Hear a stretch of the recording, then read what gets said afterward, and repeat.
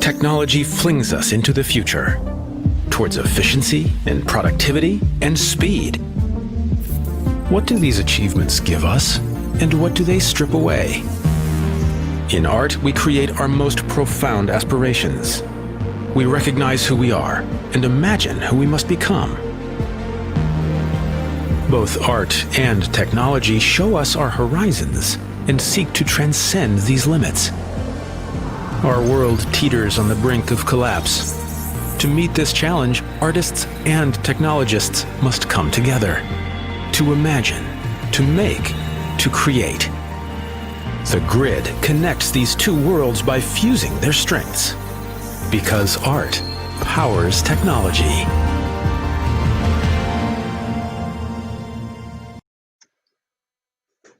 Hello, hello. Can you hear me?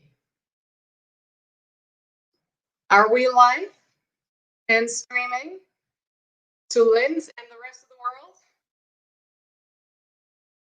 Okay, so welcome everyone to the fourth and final day of the Grid Exposure Art, Tech, and Policy Days 2020. The last 3 days have already been immensely stimulating, full of fascinating individuals and opinions, and even some tangible outcomes. So we'll start today with a panel discussion on AI and music as part of this year's Earthquake AI Meets Music Festival 2020. After that, Gabriel Caprillion invites you to send postcards from the future in an interactive experience hosted by Zero One. Happening at the same time is Gray Area and the Greatest Conversational Series Notes, Art and Tech Encounters, Edition 3. Invite you to join their fascinating panel on Universal Basic Income for the Arts. And we'll wrap up this festival with a live music performance by San Francisco local talents Bogan and Logan Baker presented.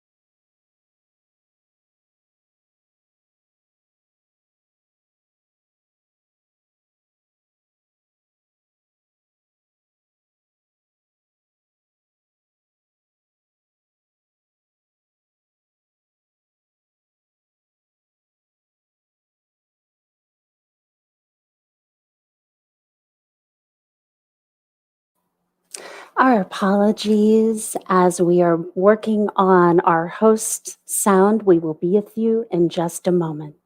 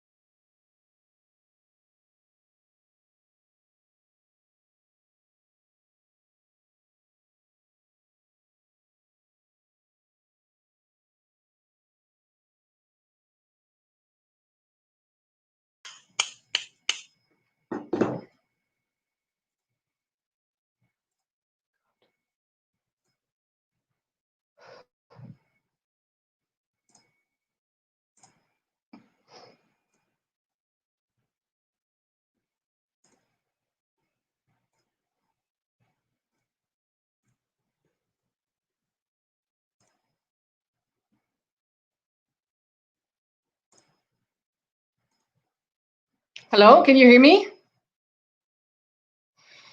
Okay.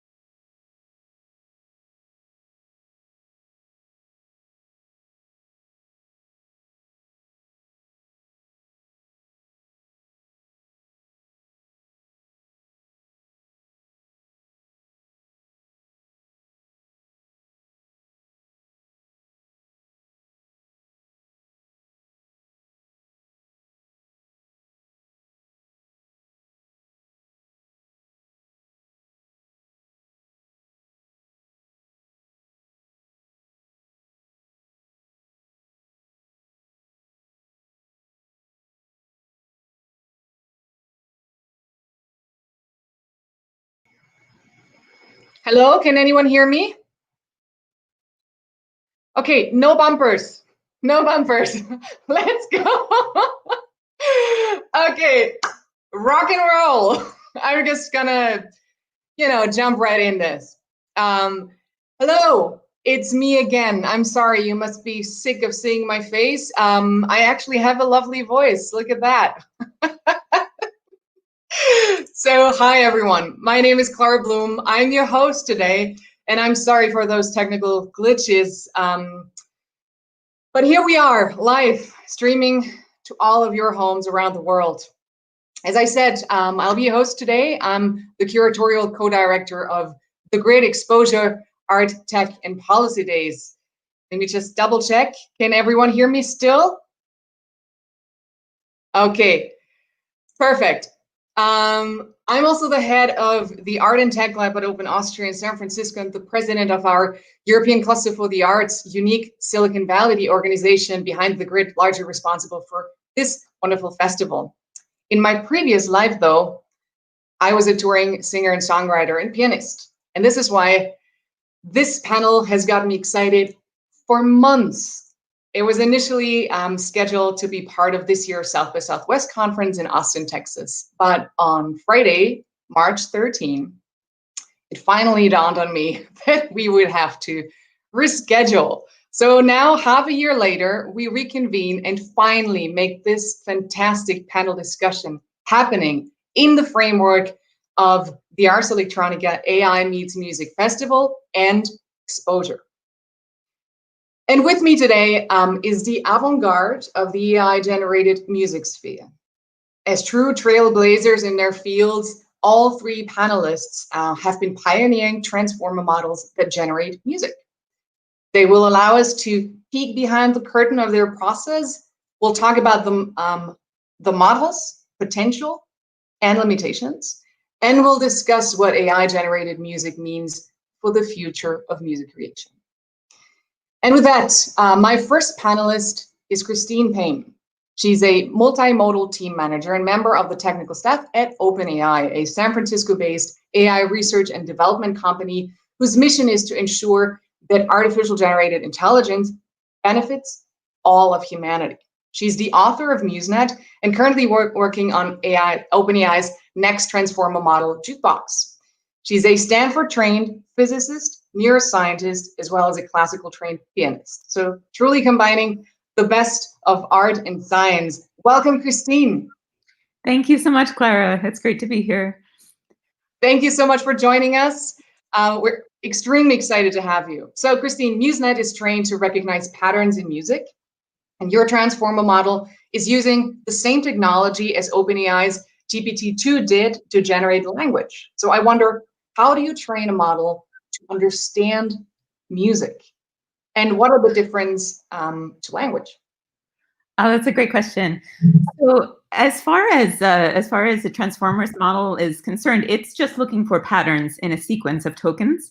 So as long as you can figure out how to translate the data you have into this sort of sequence, you're good to go. The transformer is happy to train and then generate. So in fact, I made a short video to explain our two different models. One is MuseNet, which will do tokens in the MIDI world, and the other is Jukebox, which does a more complicated way to do tokens in raw audio. Excellent. Go ahead and play the video.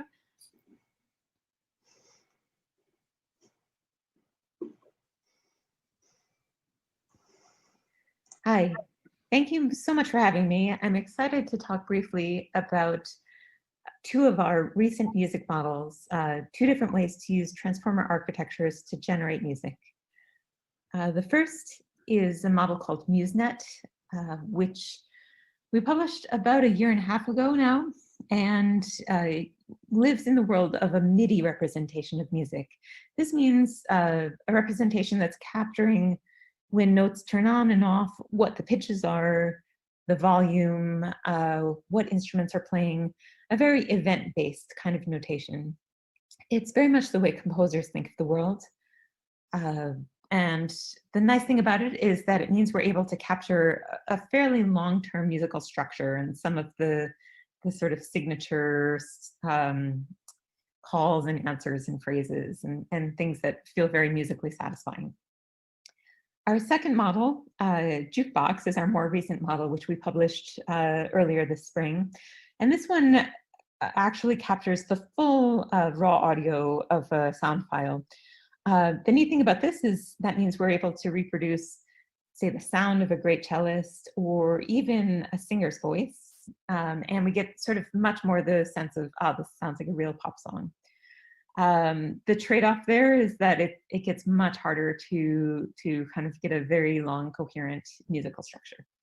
And I'll play some examples of both so that you'll be able to hear some of that. First, within MuseNet, and actually both of these models, we use a transformer architecture we train that architecture first, and then we're able to turn that into a generator. And you may be familiar with doing this already for text. It's the way GPT-3 works and several other text-based applications like that. And so here, the big thing we have to do is we have to figure out how to translate music into a similar kind of sequential notation. And since MuseNet is already dealing with MIDI files, this isn't too difficult. And the system I ended up with is here. I always tell MuseNet first the composer or the band for the MIDI file. Next, it always sees a token that indicates the set of instruments to expect in that file. In this case, you see here there's a start token because we happen to be at the beginning of the piece. And then we go note by note. So at each moment in time, here, the first moment in time, the lower C turns on and then the upper C turns on. And then we have a token that tells us to wait a certain amount of time.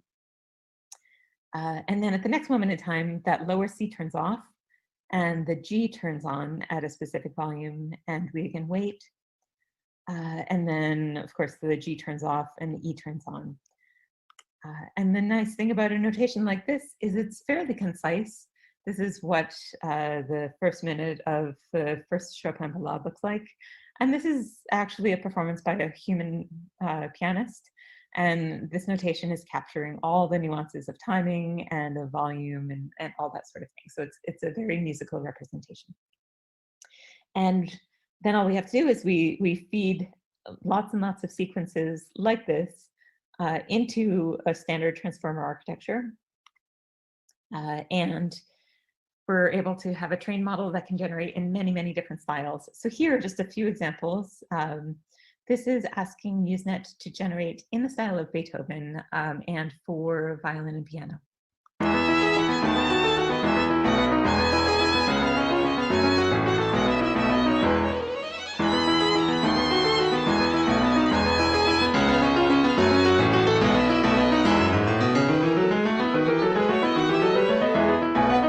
I'll go ahead and cut that off.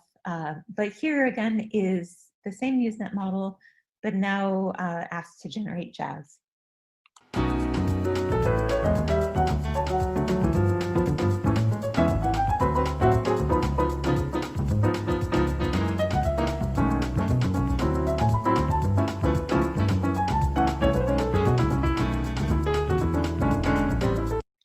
right, and I'll cut that off again.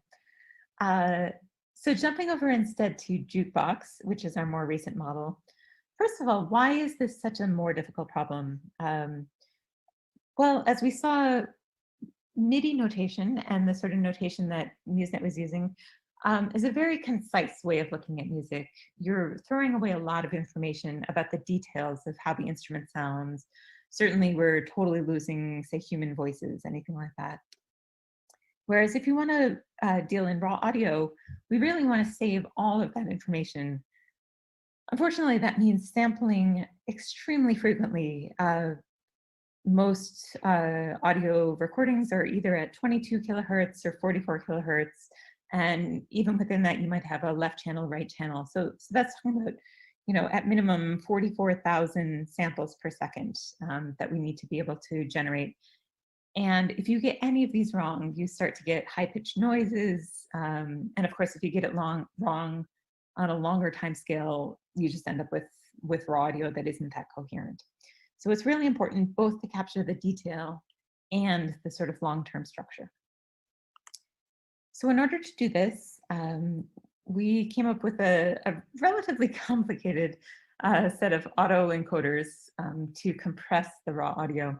So here, I'm not going to get into the details, but we basically end up with 3 different levels of autoencoders. At the lowest level, we've barely compressed this signal, and it's very easy to get back to the original raw audio. But at the top level, this is a very, very compressed signal, and this is at the point where we have around 300, 400 tokens per second. Unfortunately, unlike MuseNet, where the tokens actually were sort of human interpretable, these ones are entirely learned by this other neural net. So, so they no longer have sort of the semantic meaning that we might have wanted, but they still do capture a lot of information. And what we end up doing is we then send this series of tokens. We translate many, many pieces into these tokens, and then again, just train a transformer architecture in much the same way that we would train a GPT-3 or even MuseNet, anything like that. And the other nice thing we did was we were able to pair the lyrics that we would expect for any given piece of music with that sequence of tokens. And we found that the transformer model is actually able to figure out paying attention to the right place in the lyrics. And in this way, we've made it so that now when we turn the model around and generate, we can then feed in any set of lyrics that we want, and the model will generate as if our singer is singing these sort of novel lyrics that we feed in. So as an example, this is when we've asked Jukebox to generate Hot Tub Christmas as if it were sung by Frank Sinatra. And to be clear, these are lyrics that Frank never saw. These were lyrics generated by our GPT-2 model. It's Christmas time, and you know what that means. Oh, it's hot tub time. I'm going to jump across to play that one.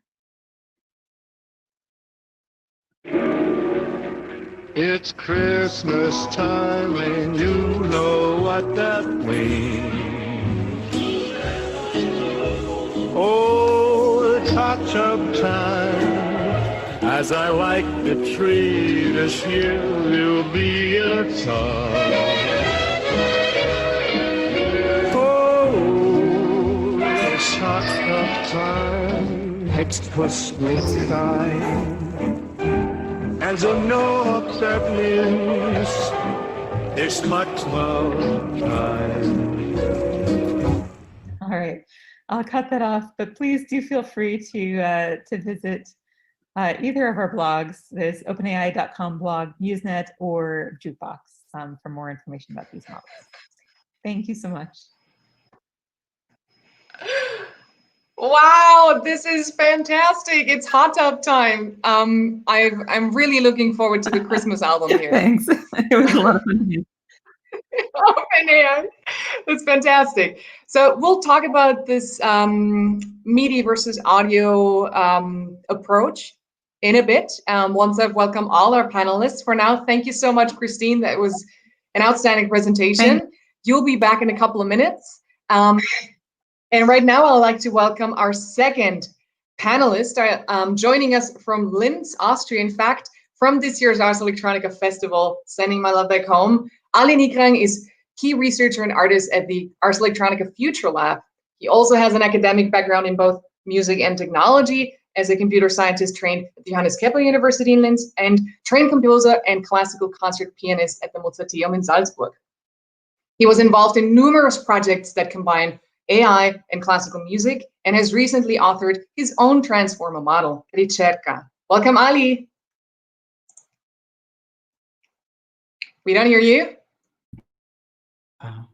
Hello, can you hear me now? Yes. Sorry. I love that sound when someone says, "Can you hear me?" and I can hear them. That's where I want to go. My microphone was just muted. Thank you very much for introducing. It's an honor to be here, and thank you very much for having me here.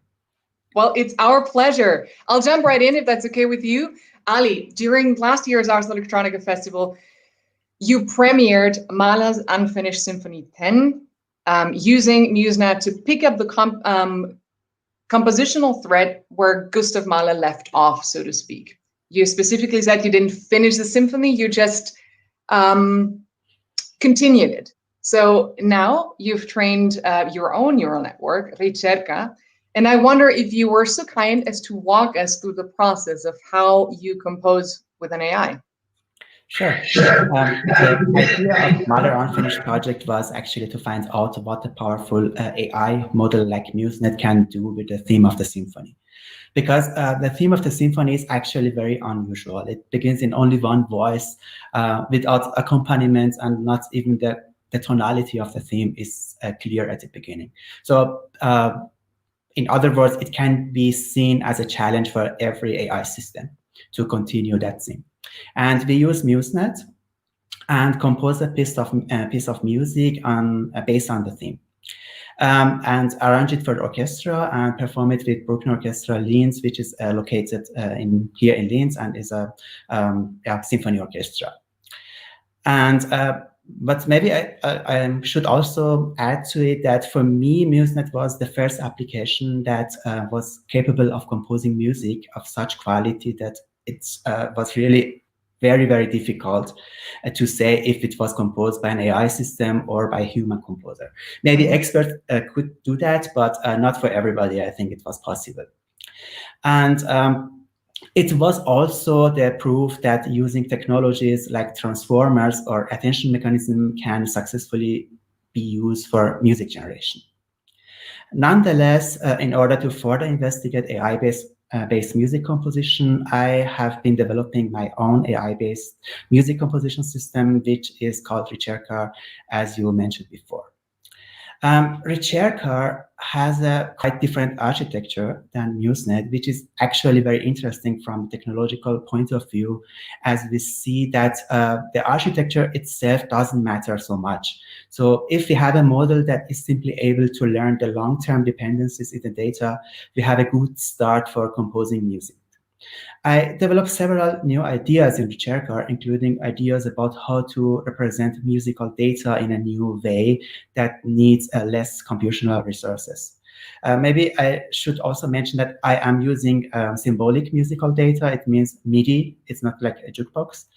And my focus by developing Ricerca was also on how to increase models' awareness of melodies and themes that are occurring again and again with and without variations during the piece. Ricerca is able to focus on 2 or 3 themes during the whole piece, which is more similar to how human composers actually compose music. We don't have more than 2 or 3 themes in a piece of music. The rest are variations and occurrences of the same structure. And it was difficult before that to keep the focus of an AI system limited to 2 or 3 themes. It actually has something to do with the way they are learned how to compose music. All what they learn during the training is actually to the ability to generate or to predict the next notes given all the previous notes in the piece of music, or the next token. And of course, they tend, by using this kind of idea, they tend to generate always new structures. because they have a kind of flat structure to they learn kind of flat structure, and they are not able to really to repeat whole segments that occurred before that. And we need special ways in order to focus their attention on particular structures in the piece of music that we are going to generate. I would like to show you two examples of two pieces of music that are composed by AI systems. The first one is actually, as a matter of fact, our Mahler Unfinished project from last year. I will play maybe 30 seconds of it. And it is played by Bruckner Orchestra in Linz, and the arrangement is done by me. And the next piece is actually generated by Ricerca. And I think we can say for both pieces that it is almost impossible or very, very difficult to say that they are composed by AI systems. So let me share my screen with you.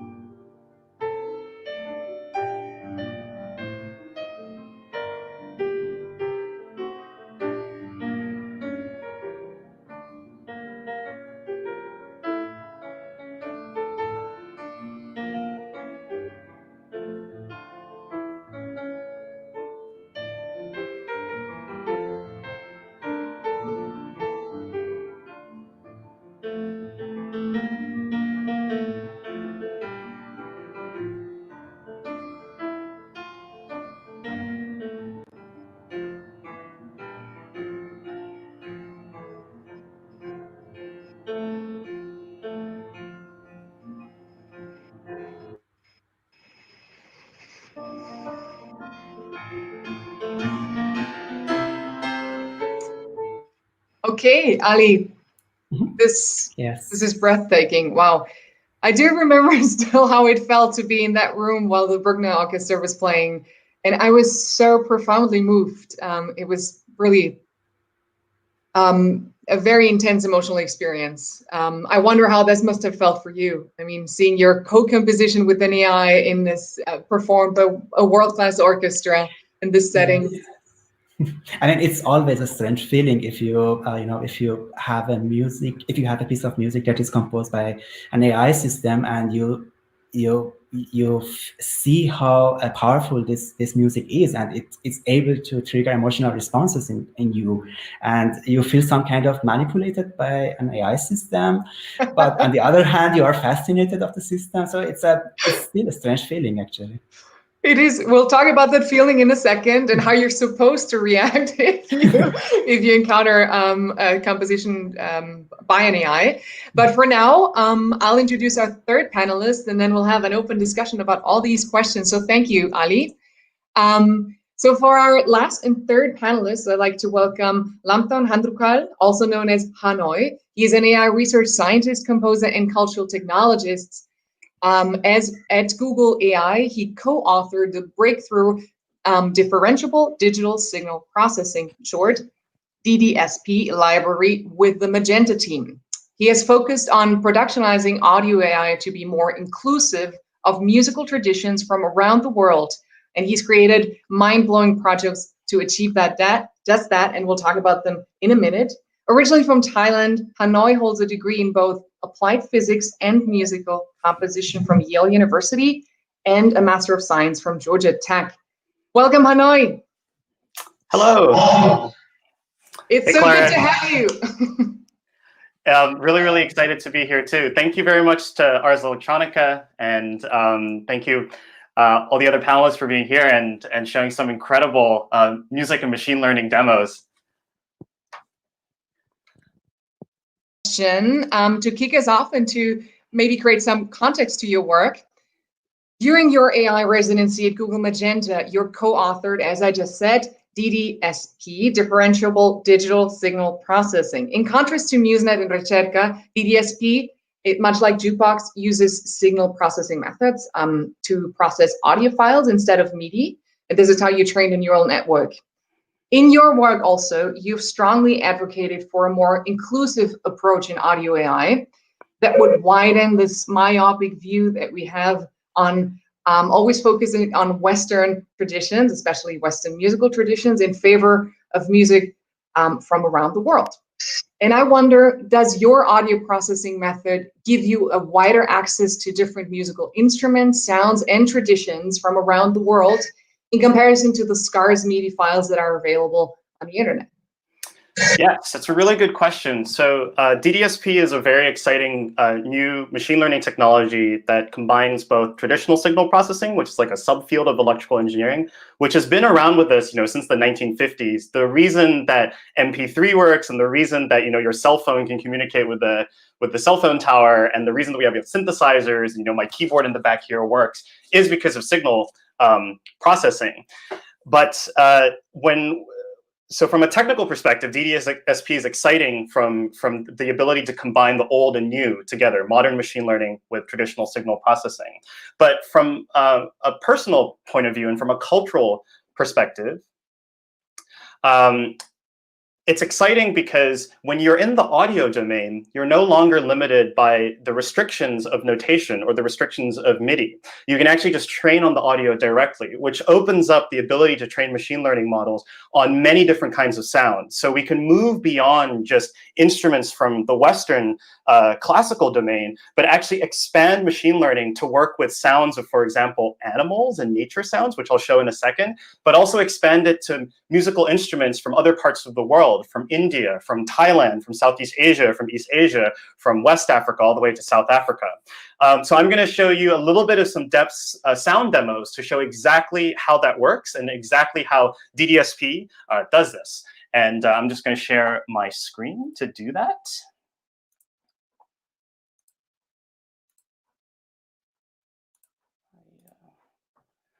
Boom. Okay. All right. And I'm going to hit present. Great. So I'm here representing the Magenta team. Who is Magenta? What is Magenta? Magenta is an open source research project exploring the role of machine learning in the creative process. A lot of our work is focused on music. We work both in the MIDI symbolic domain, as you've seen from the other projects from our panelists, as well as in the audio domain. So for this particular section, I'm going to just focus a little bit on DDSP and show you some examples from this work, which was just open source early this year. So DDSP is an open source library that fuses interpretable signal processing with modern neural networks. So what exactly does this mean? Before we start, let me just show you a video of what it can do.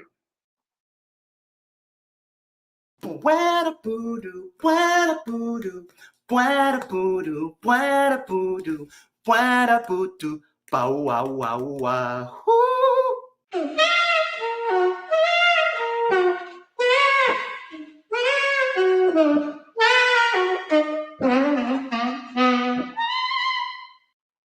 So pretty cool, right? What happened there was I sang and obviously pretended to play saxophone, and then what happened was we took that voice input and gave it to a DDSP model that was trained on a saxophone sound.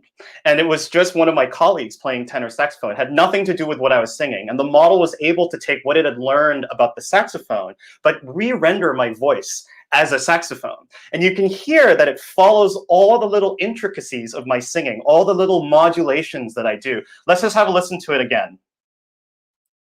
Bwada-boo-doo, bwada-boo-doo, bwada-boo-doo, bwada-boo-doo, bwada-boo-doo, bow-wow-wow-wow.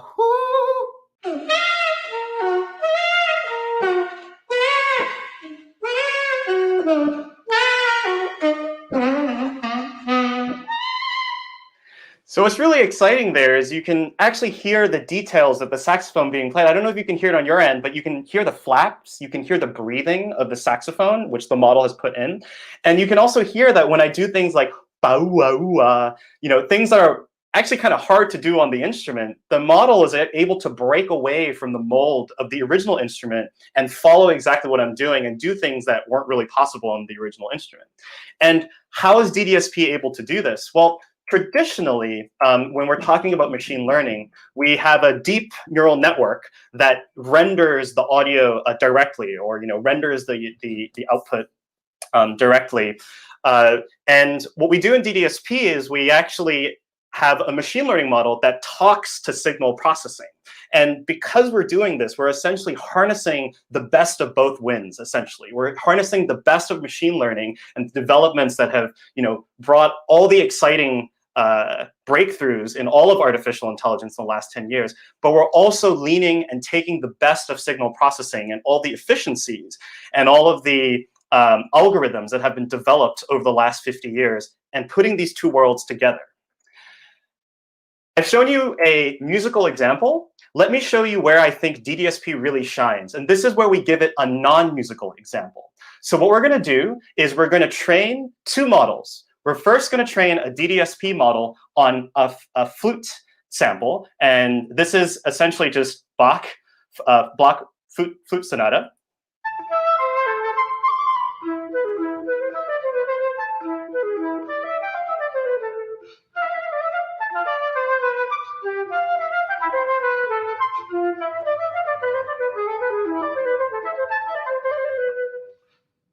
Cool. So we train a model on that, and the model learns how to reproduce the flute sound. And then what we do is we say, now take the sound of this zebrafinch.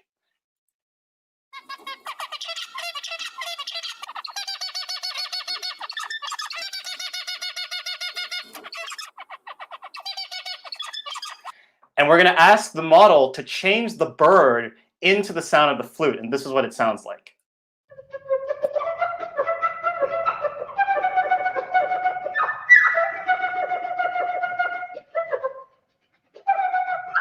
This is pretty cool too. What you can hear is all of the intricate, bird calls, the choop, choop, choop, all the chirps are being exactly preserved as they are, but completely being re-rendered into the tone of the flute. So you get this very expressive flute playing that sounds like a flautist, but is also not really like what a flautist would do, because you've never heard a bird actually play a flute directly. And if you asked a flutist directly to play what the bird just did, it's impossible for a flutist to follow every single bird chirp. But DDSP models, for example, can take what the bird has done, interpret what the bird is doing, and then re-render it as a flute.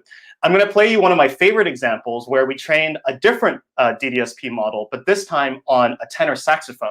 So the data that the machine learning model was trained on sounds like this. So obviously nothing to do with birds.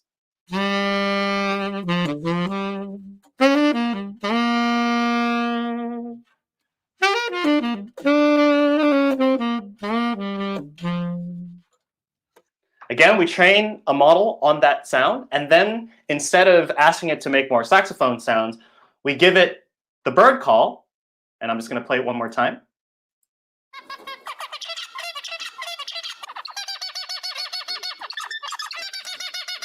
And then we're going to re-render that bird call into a saxophone. And you're going to see that we essentially have instant free jazz improv.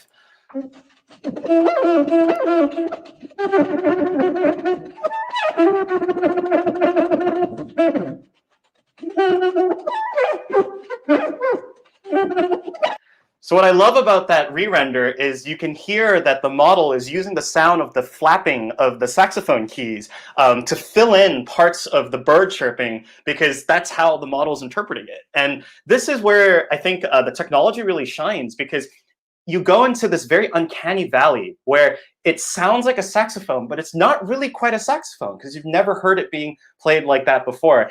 And I think that the ability to be able to cross-pollinate between these different sources is going to be really exciting for the next generation of artistic expression using machine learning.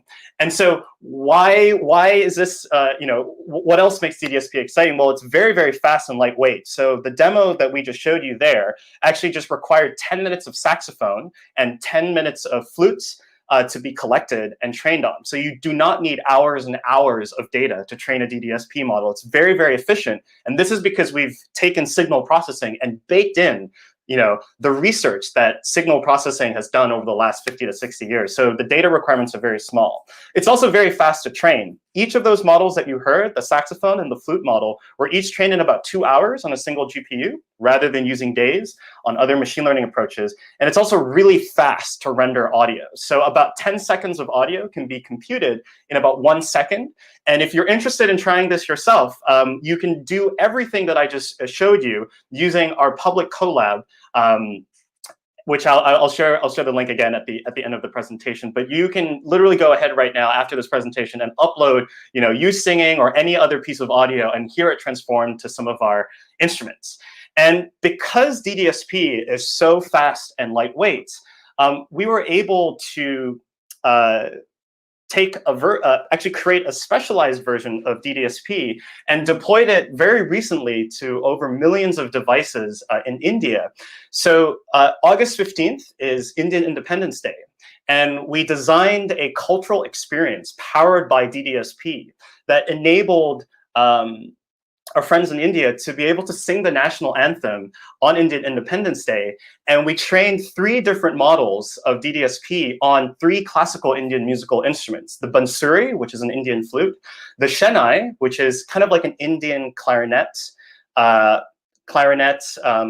kind of sound, very, very high sound, and then the sarangi, which is the Indian violin. And we were able to compress the model to run completely in browser and on device over 1 million different phones. And we're not talking pixels or iPhones. We're talking sort of very, very underpowered phones that are more popular in India. And we had this working at scale. And this was, an amazing technical achievement, but it also really brings tears of joy to me, because, Indian classical music has a lot of things that don't conform to Western notation. Pitch bending and the microtonalities and all the very beautiful vibrato of Indian music is something that can't be captured if you're using something like MIDI, which is like, locked to the 12 keys of the keyboard, essentially. But in this project, like, we're able to train models on these instruments and allow people to experience this technology at scale, and also celebrating Indian classical music at the same time. Cool. So just to wrap things off, if in the audience, if you're really excited with what you just saw, we make tools for coders and for musicians. So if you're a musician and you want to play around with these technologies, we have plugins, for example, that go directly into Ableton Live, as well as a bunch of web demos that you can play with yourself. And if you're a coder and you want to learn more about machine learning, we have Colab notebooks, Magenta.js, and most importantly, go to g.co/magenta. Right. Wow. I'm mind blown. No, this is incredible. The first thing that came to mind is, of course, remembering the process of music production and what it means to be in the studio, and how DDSP is just profoundly going to change the ways of music production. And also, it's this fascinating. Be careful what you wish for, because in a way, it so enhances what you can do, and at the same time, it kind of shows your limitations, right? Because that's saxophone. You simply can't, as a human, you can't play it like that, right? You can't emulate a bird like that. But it also enhances your possibilities, because if you include that in a track or in a composition, it's just a whole new level of possibilities and musical impressions, and just including all of nature, all the sounds we could transform into music in a song, in a music composition. So that's truly, we need to talk about this, what that means for the musician. Yes. I'm fascinated. So this is the point where we'll open the discussion to all three project and panelists. And so I'll welcome back Christine, Ali, and Tanay is already here. You've made incredible presentations. All of your projects are not only pioneering, but they truly lead the way into the future.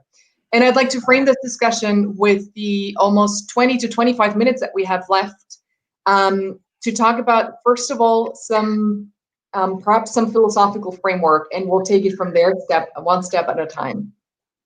So Christine, you've shown us Hot Tub Christmas, the new Christmas album of OpenAI. I love it. And Ali, your Ricerca composed pieces, and of course, the incredibly touching Mahler Unfinished, and all the DDSP models that Hanoi just shared. And you were mentioning this uncanny valley. So let's talk about one question that has come up during this festival many, many times, where we talk about AI and creativity, and that's terminology. How do we define creativity? And in this day and age that we live now, does it suffice to speak of creativity as we have done so far, as a combination of new things and old things, and kind of having the spark of innovation mixed into it? Or do we need to redefine this category? What does it mean? Are any of the models that you've just shown truly creative in the meaning that we've used so far? And anyone is welcome to just chime in and answer. I could start. Go ahead. So a very common definition of creativity is that creativity is a new combination of elements that is of value. I think that, so it means we have two points. So the newness and the value. The newness and the novelty of the creation, I think it's very easy to estimate, because we just have to check if something that the model generated is in dataset or not. But the value is actually very difficult to estimate, because we are talking about artistic value here, and it is, we all know that even some of the greatest artists in the human history have been highly underestimated in their lifetime. Sure. But nonetheless, we could actually use, at least in music, we could use some, music theoretical points of view to estimate the quality of the output. For example, harmonic complexity, melodic complexity, and all these things. And of course, in every type of data, we have something theoretical we can use to estimate the quality of the output. And of course, nonetheless, because we are talking about art and creativity, we can use our own subjective, subjective perception of the data, and how we feel with the data, and how we like the data as another dimension of estimation. And considering all these things, I think the results of all the models that have been shown today are creative. So I can't imagine something else than that. All right. So I'm going to be very blunt and just say that you answered that question, is your AI creative, with a yes. Hanoi, what's your take on this? So I'm gonna, I think I really like Ali's answer, especially thinking about, if we have frameworks to look at a piece of art or a piece of music, and if it satisfies those frameworks, like, in that particular approach, like, we can call something creative. I like that a lot. I actually, the way I'm going to answer, it's actually very different from that. Okay. So I'm gonna take a different route. So I'm going to answer this question as a practicing musician and also as a practicing AI researcher. So when I think about these two worlds, I think creativity and the way that I like to think about it, and thinking about my own creative process when writing music, is that art is where the artist knows which of the rules to follow 90% of the time, and then in the last 10% knows which of the rules to break. And I really I really think that's what makes like art. When you hear a new song, it's not like the whole thing is completely new. There are 80 to 90% of those elements that you understand, whether it's the melody or the chord or the style. But then there's this extra 10% where you're just like, I don't know what the artist is doing there, but it sounds great and I love this. And they've completely broken away from the rules. And I think the same can be said with visual arts or with dance, where it's building on top of art that has come in the past, but it does something different. And it's that last 10% that really breaks away. And so from that perspective, when I think about machine learning algorithms, as Christine said, it's very, very good pattern recognition. It's data-driven pattern recognition. And at the end of the day, the machine learning models are trying to optimize and find these patterns. And there's nothing really in there to encode this idea of breaking rules. It's really being rewarded to find as many rules as possible, but there's nothing there to say like, hey, it's good to break some of these rules. And of course, people can say that you can introduce things like randomness, you can introduce things like, enforcing it to explore a larger parameter space. I will argue that that last 10% in human creativity is not just randomness. Like when it's not just I randomly added this extra thing to make it rock and roll, and then rock and roll was born, or like I added this screech and this becomes dubstep. I think it's a lot more than that. And many people will argue that, well, we have machine learning models that can interpolate from, different styles of art. Like it goes from something very cubism to something that looks Renaissance. My argument to that is these machine learning models can only interpolate within the space of data that they've been trained on. But when you think about art that will come in the future, like if you think about the transition from Renaissance to like Cubism, and then if you transition to a completely different country, like think of like Thai mural art, that's not interpolation between different points. That's like a completely different data manifold. And so that jump to a completely different data manifold is something that I think is closer to this last 10% of sort of like, breaking the rules. And so my answer is that I feel like from that perspective, machine learning models as they are right now in 2020 don't have the capability to do that extra 10% yet. They can do the 90%. I don't think they can do the 10% yet. And we would have to wait for whatever comes in the future, to start hitting that 10%. So that's from my perspective. Okay, that's fascinating. I have a couple of follow-up statements here, and then we'll segue to Christine. So the first one would be like the 10%, right? And how humans define creativity.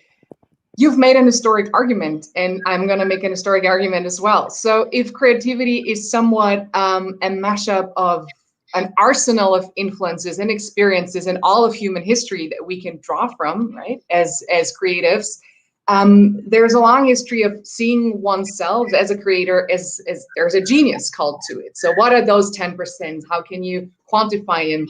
How much value can you attribute to that, right? But for example, quoting Harold Bloom with The Angst of Influence, what is truly ever really new? And as we run through time, there's very different answers to that question. Some have said, well, clearly there's a higher power that speaks through the artist. And then we've also come in moments of time to the conclusion that it's really all just recycling and a new mashup of elements that are all in here in one form or another. So I think what is crystal clear in this conversation that we're having right now is that we truly need to think about these terms in a very, very new light. And it's clearly you're both working on similar things, and your answers come to very different conclusions. So that's fascinating. With that, segueing to Christine, because you've mentioned chaos and how to combine chaos in these models. Because we had another panel discussion on AI and literature, where we mentioned GPT-3, and GPT-3 has actually included this chaos component so that the answer that the language process and the natural language processing model gives you when you converse with it will always be slightly different. So in a way, there's this moment of randomness, right? So you can achieve that. Wouldn't you say that then that this act of randomness is in a way kind of creative? And that's a good question. And in some ways, that's to me the most fascinating part when I've seen working with a model like MuseNet, or any of these models really, is that I don't know, for me, if I'm playing a Chopin piece, I've played it a million times and I'm so sure of what the next measure is going to be, it's hard for me to imagine it being anything different. Whereas if you put that piece into a model, it's just going to happily generate something else. And then when I listen to it, I'm like, oh yeah, like Chopin could have written that. And it's really fun. And to me, it is kind of creative. And I've seen composers using a model like MuseNet to sort of, they'll even like generate it and train the model on their own pieces. So then the model is trying to compose as if it were them. And they kind of like, it's this funny feeling of it, you're sort of riffing against kind of your own ideas, but different versions of your own ideas. And in some ways, the fact that the model hasn't totally learned all the rules properly is kind of freeing. But then on the other hand, I do definitely agree with Hanoi's point that, there is, I don't know, to me, there's that element of human creativity, like the first person who said, oh, we don't actually only have to play the notes on the piano, we can like reach inside and pluck the strings. Like MuseNet is never going to think to do that. But on the other hand, it's not too far off to imagine, like, let's say we have a neural net that's trained not only on MIDI files, but also on all of audio, video, text, interacting with the world, something like that. Like basically the way that we've just seen so much more of the world, you can imagine that maybe there'll be future models that will have what we kind of think of as really creative. Well, it's fascinating. I wanted to continue this discussion forever, but unfortunately we only have 10 more minutes. So it would lend itself that we talk about the future of music now. So Hano, you've mentioned that you don't think it's science fiction anymore. So right now, you wouldn't say that that those algorithms are creative, but in a foreseeable future they will be. And I wonder can we coin then the term of artificial creativity? Do we need to invent a new terminology because creativity is tied to a human agency or to a human producing creative output? And in the long run,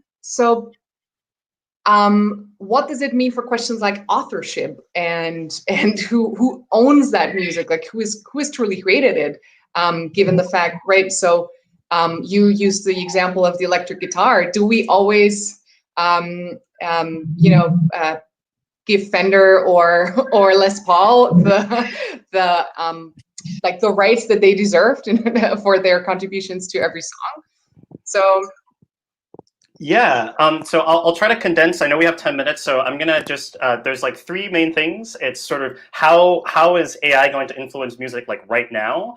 And then if the further we look ahead into the future, the more we have to think about authorship, and the more we have to think, if we peer like into the real future, then we have to think about like the definition of creativity. So just answering on the first dimension, and this is something that, a lot of folks in the Magenta team also share, like, music and technology have always been intertwined with each other. And, we can make the argument that genres of music came into existence because of inventions in technology. So the electric guitar, which is something that Doug likes to use, without it, there would be no rock and roll. And without no synthesizers that I have here, like there wouldn't be like, 1980s like pop music from Michael Jackson. And without, the modern laptop, there would be no, modern electronic music. So we really see AI and machine learning and tools like DDSP to be, the electric guitar. And what we're really excited to see in the next, near future, so the next 5 to 10 years, is what kinds of new music can be born from technologies like this, much in the same way that rock and roll was born from guitar. Like, what is this new genre that will be born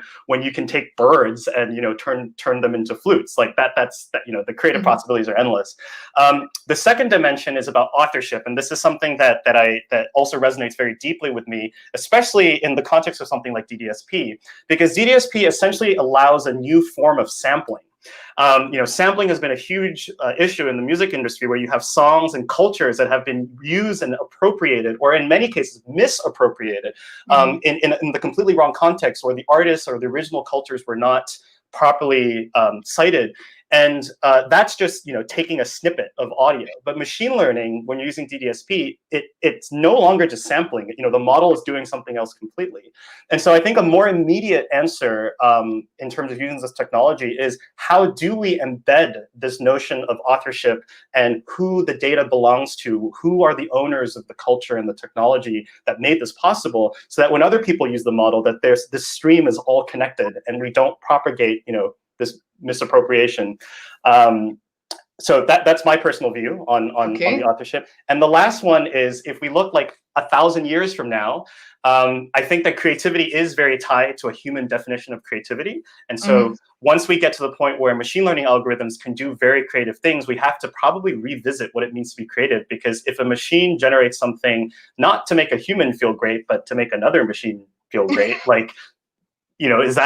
is that still art or music? Because exactly. But that's looking way ahead. So those are my 3 dimensions of answers. But we need to have these discussions now in order to properly prepare and not to fight our blind spots. We've had that in the past, and we need to avoid doing that when it comes to artificial creativity. Christine, Ali, I'm really curious about your points to that.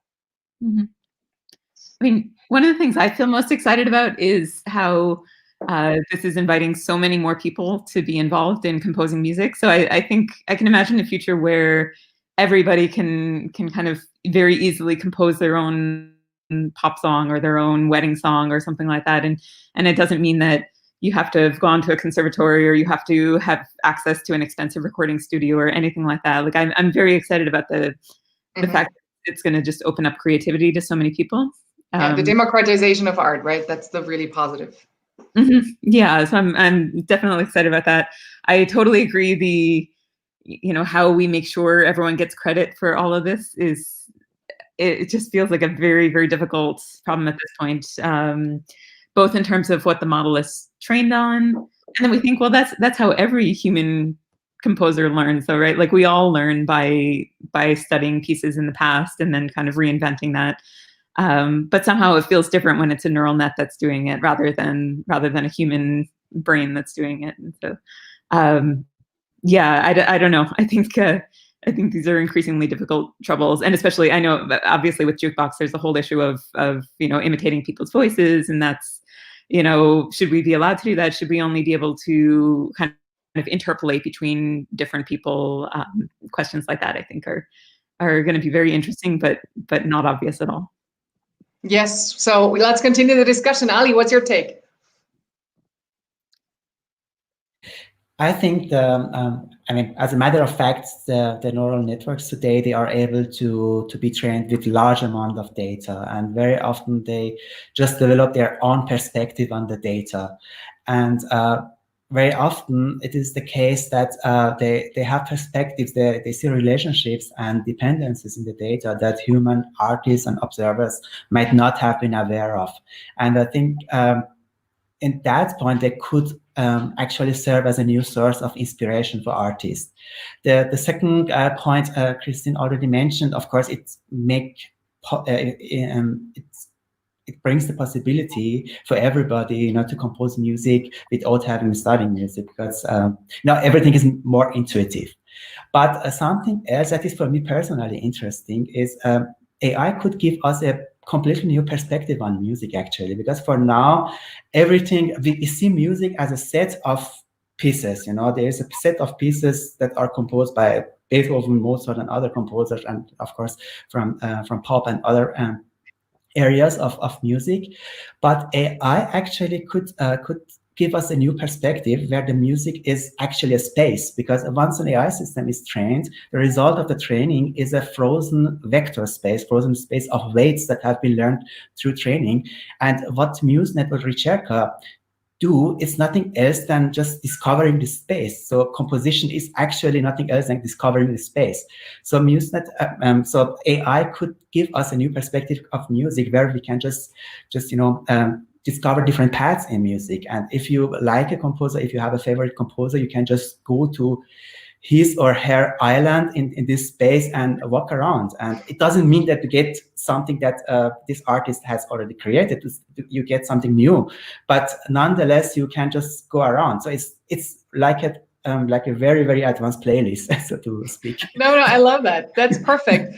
Well, your comments are so insightful, and I could just pick up every one of them and continue and segue into another whole dimension of questions. But this is a follow-up question, perhaps the last question, and then we have one more Q&A question in the comment section. So I was wondering, normally we always speak about training these models and what they have to learn, and we need to teach them, right? So the question is here, this is a two-way street. What can we learn about music by working with these models and like co-composing with an AI? What does it truly tell us about the nature of music? Perhaps one final statement from each of you. Hanno, you want to take it away? Unmute yourself, please. So sure, I think the best example that I can think of this is AlphaGo. So when the historic match between I think Lee Sedol and AlphaGo happened, right? You know, it was this moment where we were like, oh my God, you know, AlphaGo can defeat the world champion. But what's interesting is if you look at interest in Go since then, it's like skyrocketed.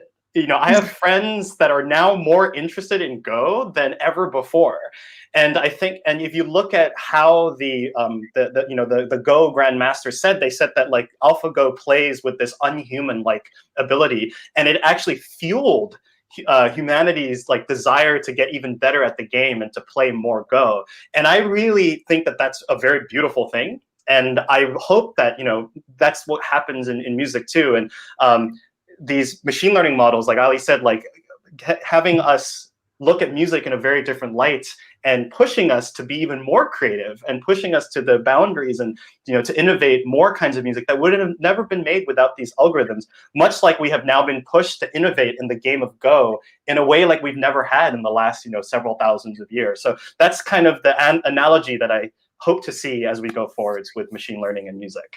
I love it. Christine?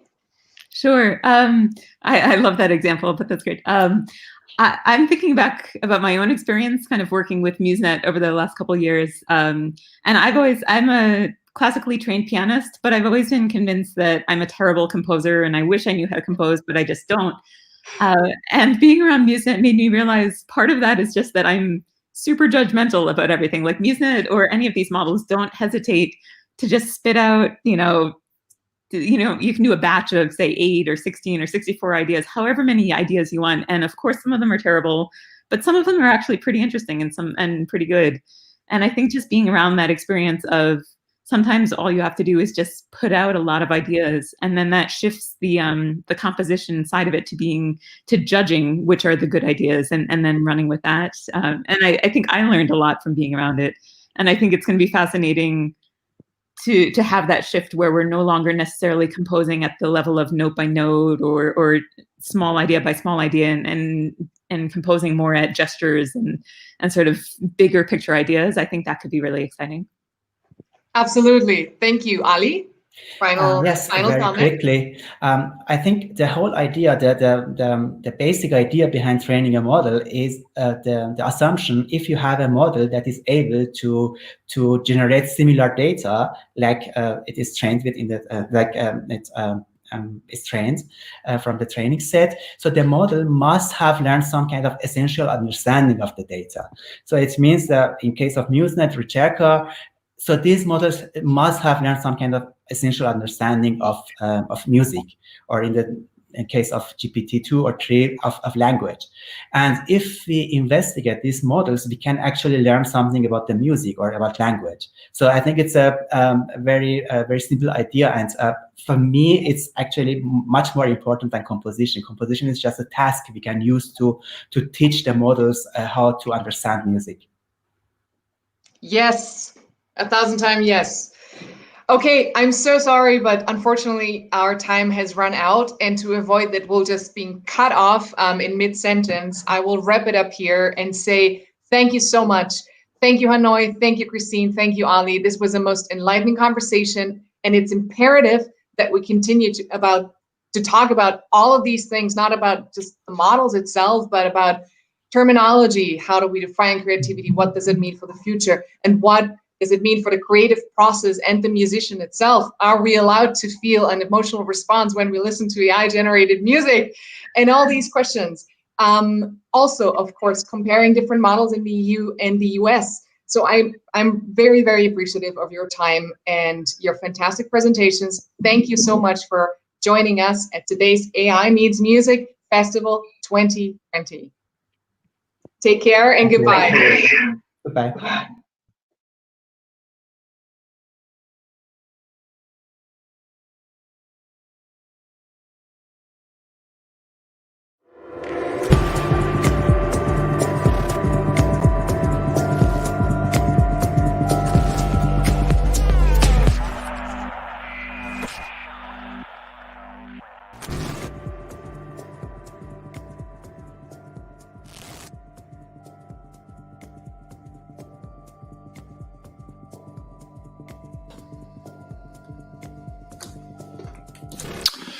So hello out there to everyone in TV land. My name is Barry Through. I'm the Executive Director with the Gray Area Foundation for the Arts. We are a 21st century countercultural hub that is cultivating communities of practice, applying creative action towards social transformation, which includes interdisciplinary approaches, including art, science, technology, and the humanities, applied towards some of our biggest challenges in the world. And so in line with that mission, we're very happy to be presenting this panel focused on universal basic income as part of the GRID's Exposure Art Policy Technology Days. Thanks to the unique partners for putting this thing together. And this is also the third edition of the Nodes Art Plus Tech Encounters series, also run by Unique. Super excited for our panelists and the topic today. We have with us Sarah Friend, developer with Circles UBI, who's from Canada, but coming to us from Berlin. Liv O'Donoghue, who's representing Ireland's National Campaign for the Arts here today. Anne Price in Oakland, who's the president of the Insight Center for Community Economic Development. Sandino Scheidegger, who's coming to us from Switzerland and is the founder of the Social Income Project. And Kara Rose DeFabio, who will moderate for us today, who is the Special Initiatives Director of the Economic Security Project. And I'd like to just start this panel on a little bit of a personal note, which is a part of Gray Area's community, a large part of it is creative technologists. And unfortunately, we lost one of our community this week, JT Nimoy, who was a absolutely genius programmer and thinker and all around wonderful and brilliant person, died this week. And notably to our discussion, had struggled for the last several years with a range of health issues, as well as homelessness, was running several GoFundMes as well as trying to pick up work. So was definitely in line with this, what we keep saying is this artist entrepreneurial model that's going to, be a new model for the arts and culture, but ended up sadly being overcome by these structural problems that don't provide a safety net for the arts and culture. So, I'm just adding that because as we talk about economic models and support for arts and culture in cities like San Francisco particularly, it's good to unpack how things like universal basic income could be helpful in certain ways in similar situations. And, we'll miss JT a lot. So with that preface, I'll pass it over to Kara And thanks so much, everyone, for being here, and looking forward to the discussion. Thank you, Barry. Yes, and I think it's a fitting discussion in JT's memory. And if you all haven't checked out their work, you should definitely go check out their website. It's still up and beautiful. So another acknowledgement, I'm coming to you live from Oakland, California, where we have multiple disasters happening right now. And so I just want to acknowledge that it's a crazy world that we're living in. And thank you for joining me here on the panel. And thank you for joining us here in the audience. And definitely just want to extend the invitation to come as you are. We know that everyone's dealing with a lot right now. And I'm excited to talk a little bit about some policy structures that might help support artists through difficult times, just like this. So I think what we should do first is just introduce ourselves. And Sarah, will you start for us? Sure. Hi, everybody, and nice to meet those of you who I haven't already met. My name is Sarah Friend, and I work on a project called Circles UBI, which is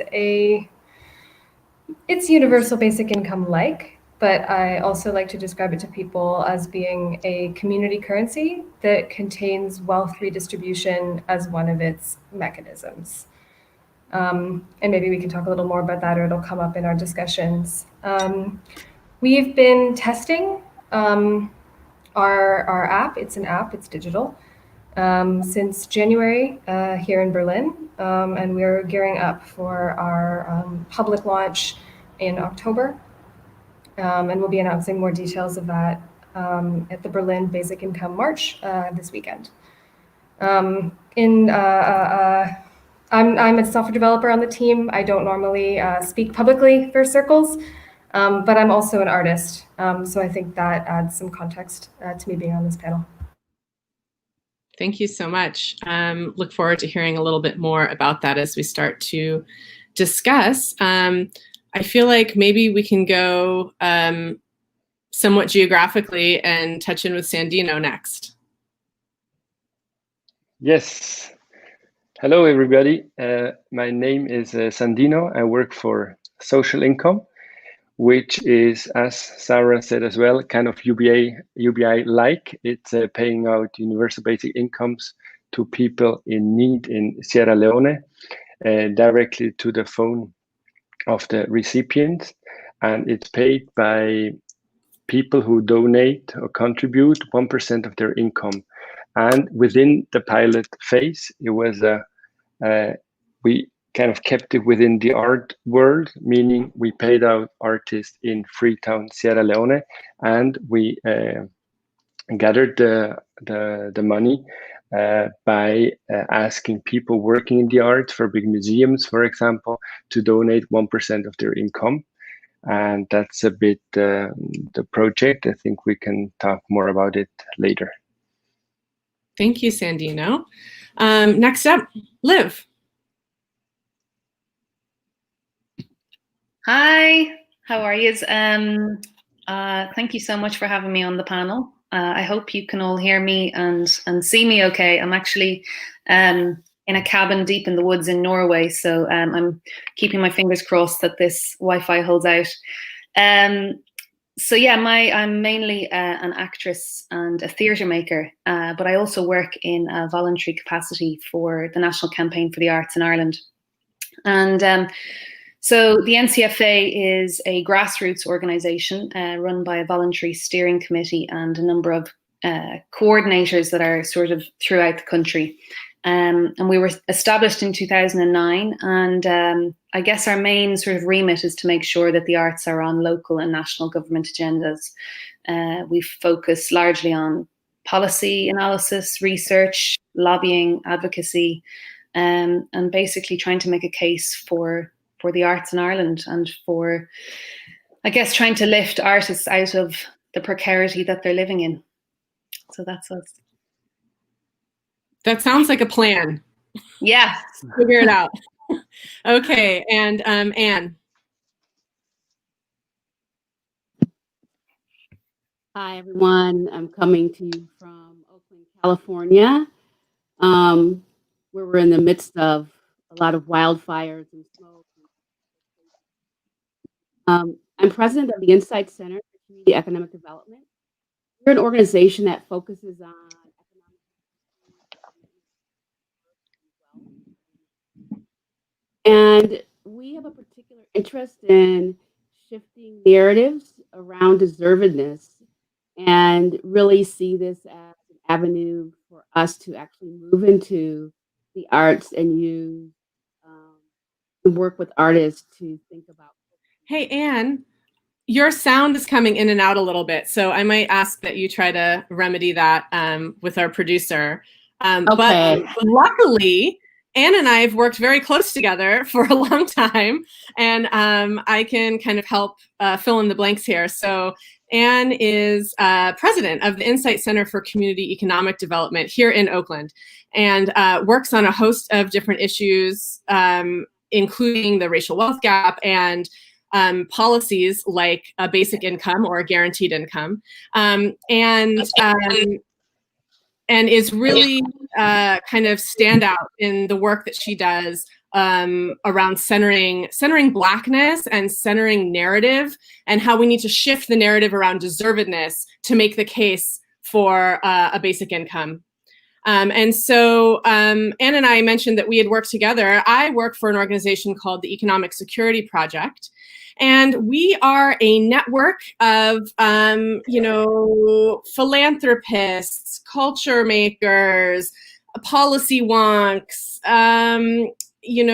economists, academics, storytellers, and we try to advance a guaranteed income here in the United States. And we also have started more recently, working on anti-monopoly issues against corporate concentration.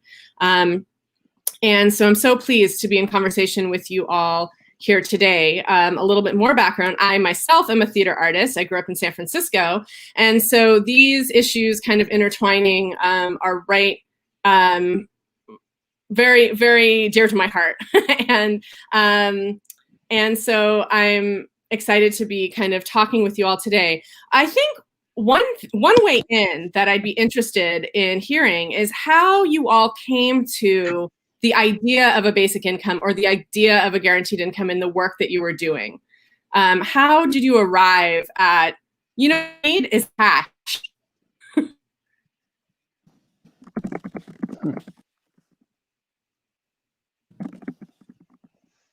Sandino. I can start, of course. So if you listen around your circle of friends, you always hear like everybody cheering for more equality, but then at one point you also feel like it's just difficult to engage, and how do you kind of start? And so on one side you have the people who want to help or close the gap. At the other hand, you have the people who are in need. And then it's a question of how to bring those things together. And I think that's where the technology comes also in, and we can provide a platform to actually redistribute. And that's a bit with like the personal motivation and the arts, of course. Why are we working within the arts? It's my background is also in the arts. It's just easier to kind of start a project, because otherwise all those UBI ideas and projects, at least within Europe or Switzerland, they were always kind of utopian, and people also kind of shut them down quickly, even the arguments, because you just don't know what is shifting if you exchange one system for the other. And living in Switzerland, where there is kind of a safety net which works, all the people are just too kind of afraid to exchange that with a new system which has its uncertainties. And so that's why we kind of started to look at the wealth gap and seeing in Sierra Leone, you do have a large part of the population which live in extreme or in poverty. And with the money you can generate within the global north, being 1% of your salary, you can actually do quite a lot, because in average, one person, at least in the country I grew up, can kind of cover 2 basic incomes per month in Sierra Leone, which is kind of a big responsibility, and I think a good thing to do. And Sandino, what was it about the cash? Like, because I think a lot of times people think about helping those specifically in other countries, like with food or shelter or art supplies or education. What was it about cash that seemed to kind of solve for the problems that you were seeing? So cash is actually one of the very proven system, like direct cash, one of the proven system in development aid. Also because what people in poverty, they do know how to use money actually better than we do probably. And if you ask ourselves, what would we want in a situation in which they are, we would also say like we want to have the freedom to use the help for the things we need most, and they can decide best how to use it. And cash, of course, has the advantage also to be sent even in now the crisis during the COVID.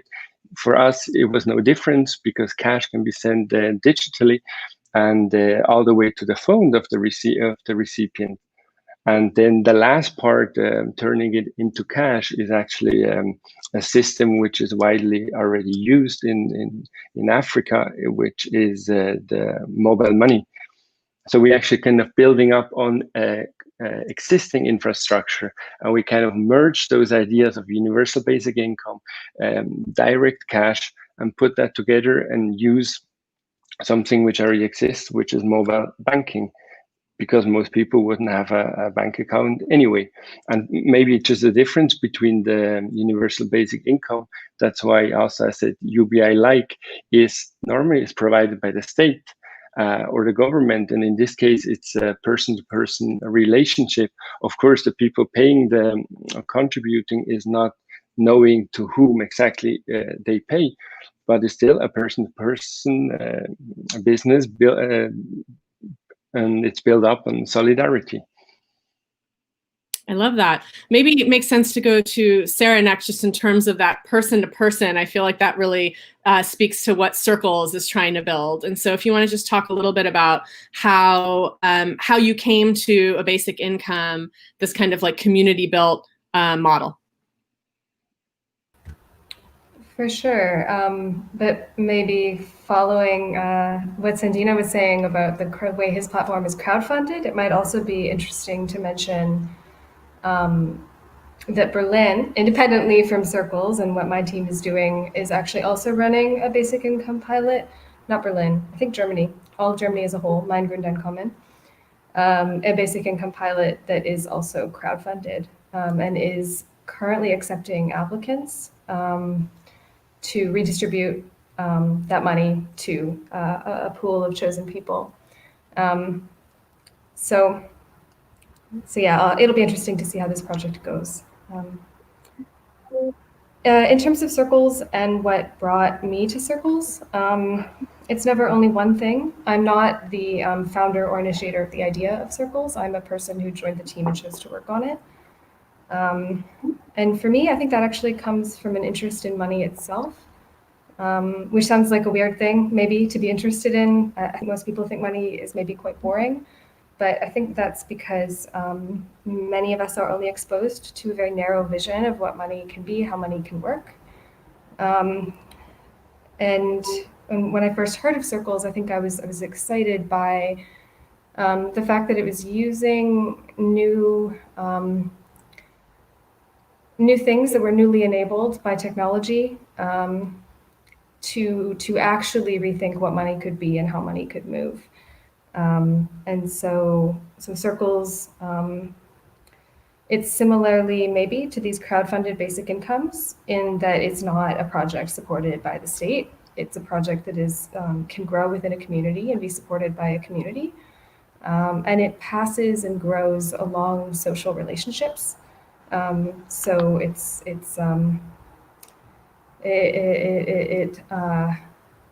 not crowdfunded, but we are connected to and supporting others when using it. I don't want to get too into the weeds about how that works, but I can if there's interest. Okay, I think I should just pause here to remind everybody watching that you can hop into the comments and let us know if you want Sarah to get into the nitty-gritty technical details of how Circles UBI is built, we'd be more than happy to do that. So Liv or Anne, I don't know which of you kind of are moved to speak, but just this idea of like, what brought you to cash as a solution in the work that you do? I'm happy to jump in, or Anne, do you want to go ahead? Go ahead. So yeah, I guess for us at the NCFA,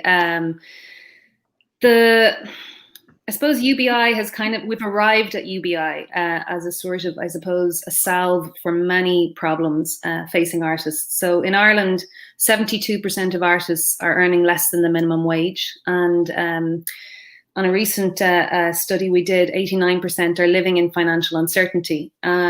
We also have huge problems with, for example, familial dependency, meaning lots of people from lower socioeconomic backgrounds don't stick it out as artists get older. It becomes unsustainable to live in such precariousness, so they're dropping out. So we were looking for ways to keep artists in the system. And I suppose it's worth saying so many artists are reliant on social welfare already, but it's a system that isn't designed with us in mind.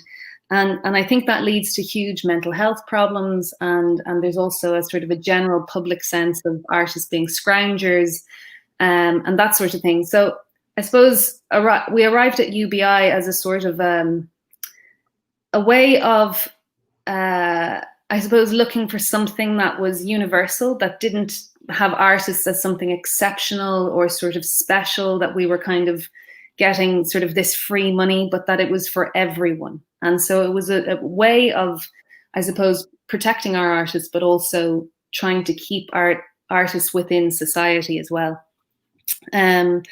Because the arts are so fundamental to a functioning, a healthy society, which I think we really learned through COVID-19 in particular. You know, the arts were such a salve, they really saved us. The books, the TVs, movies, all of the art that we were consuming during lockdown. I think it just proved how important it is to a healthy, functioning, modern society. So yeah, UBI was a way of kind of helping us all to get a leg up, to be on a sort of equal footing with the rest of society. Thank you. Yeah. I know we here in California are still in the midst of the pandemic, and I'm starting to get nervous. I'm going to run out of TV shows. So I totally hear you. And I don't know if if we should check your sound, if it's back. Yeah, I hope you can hear me. Is that better? Okay, great. Sorry about all those glitches here. I was really drawn to UBI, not only because of growing economic precarity, but just here in the US, narratives around deservedness, which really drive so much of how we make political decisions, and really what that means to ordinary folks. And I think certainly for artists, to be not able to have to take on 2 or 3 jobs, to not to worry, as Liv talked about, like the mental stress and worry about making ends meet, and really being able to really do your craft, I think makes a huge difference.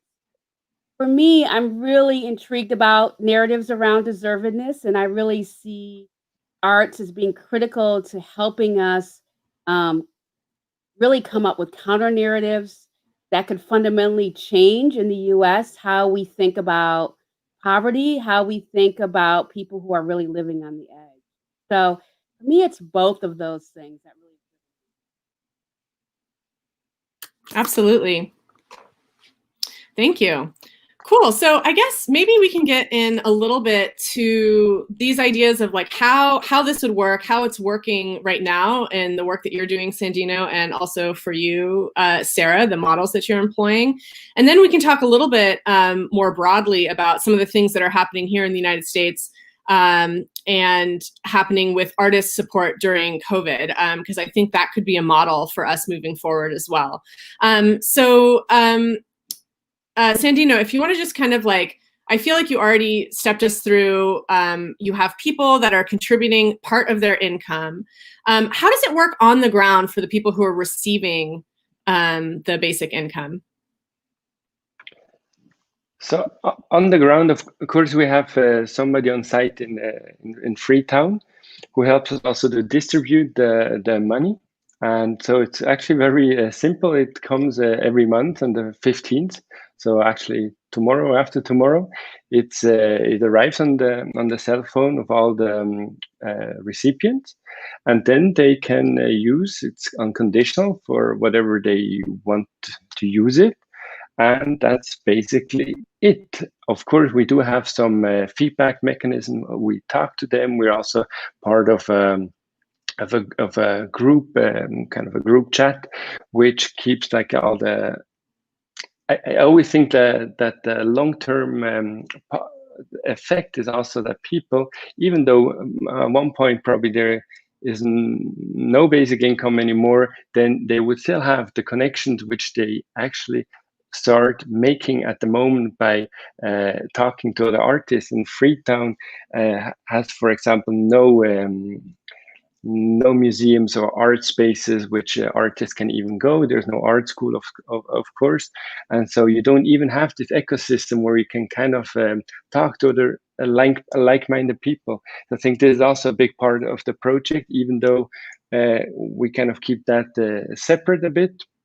Also, to have social income as really being a straightforward tool to use, and also kind of getting the money from people who always kind of bring up the argument that if you pay to NGO, which normally has an overhead between 40 or 60%, between 40 and 60%, where you have now the possibility to pay 100% of your contribution goes to a person's phone, which is I think interesting as an argument also to kind of get other people involved. And at the moment we're still in the arts, but just now we're actually breaking out of this art circle, just also to see how far we can get, because I believe personally it shouldn't be a project which is only for artists. Also in the thinking and philosophy of UBI, that everybody deserves it, but we just try to prioritize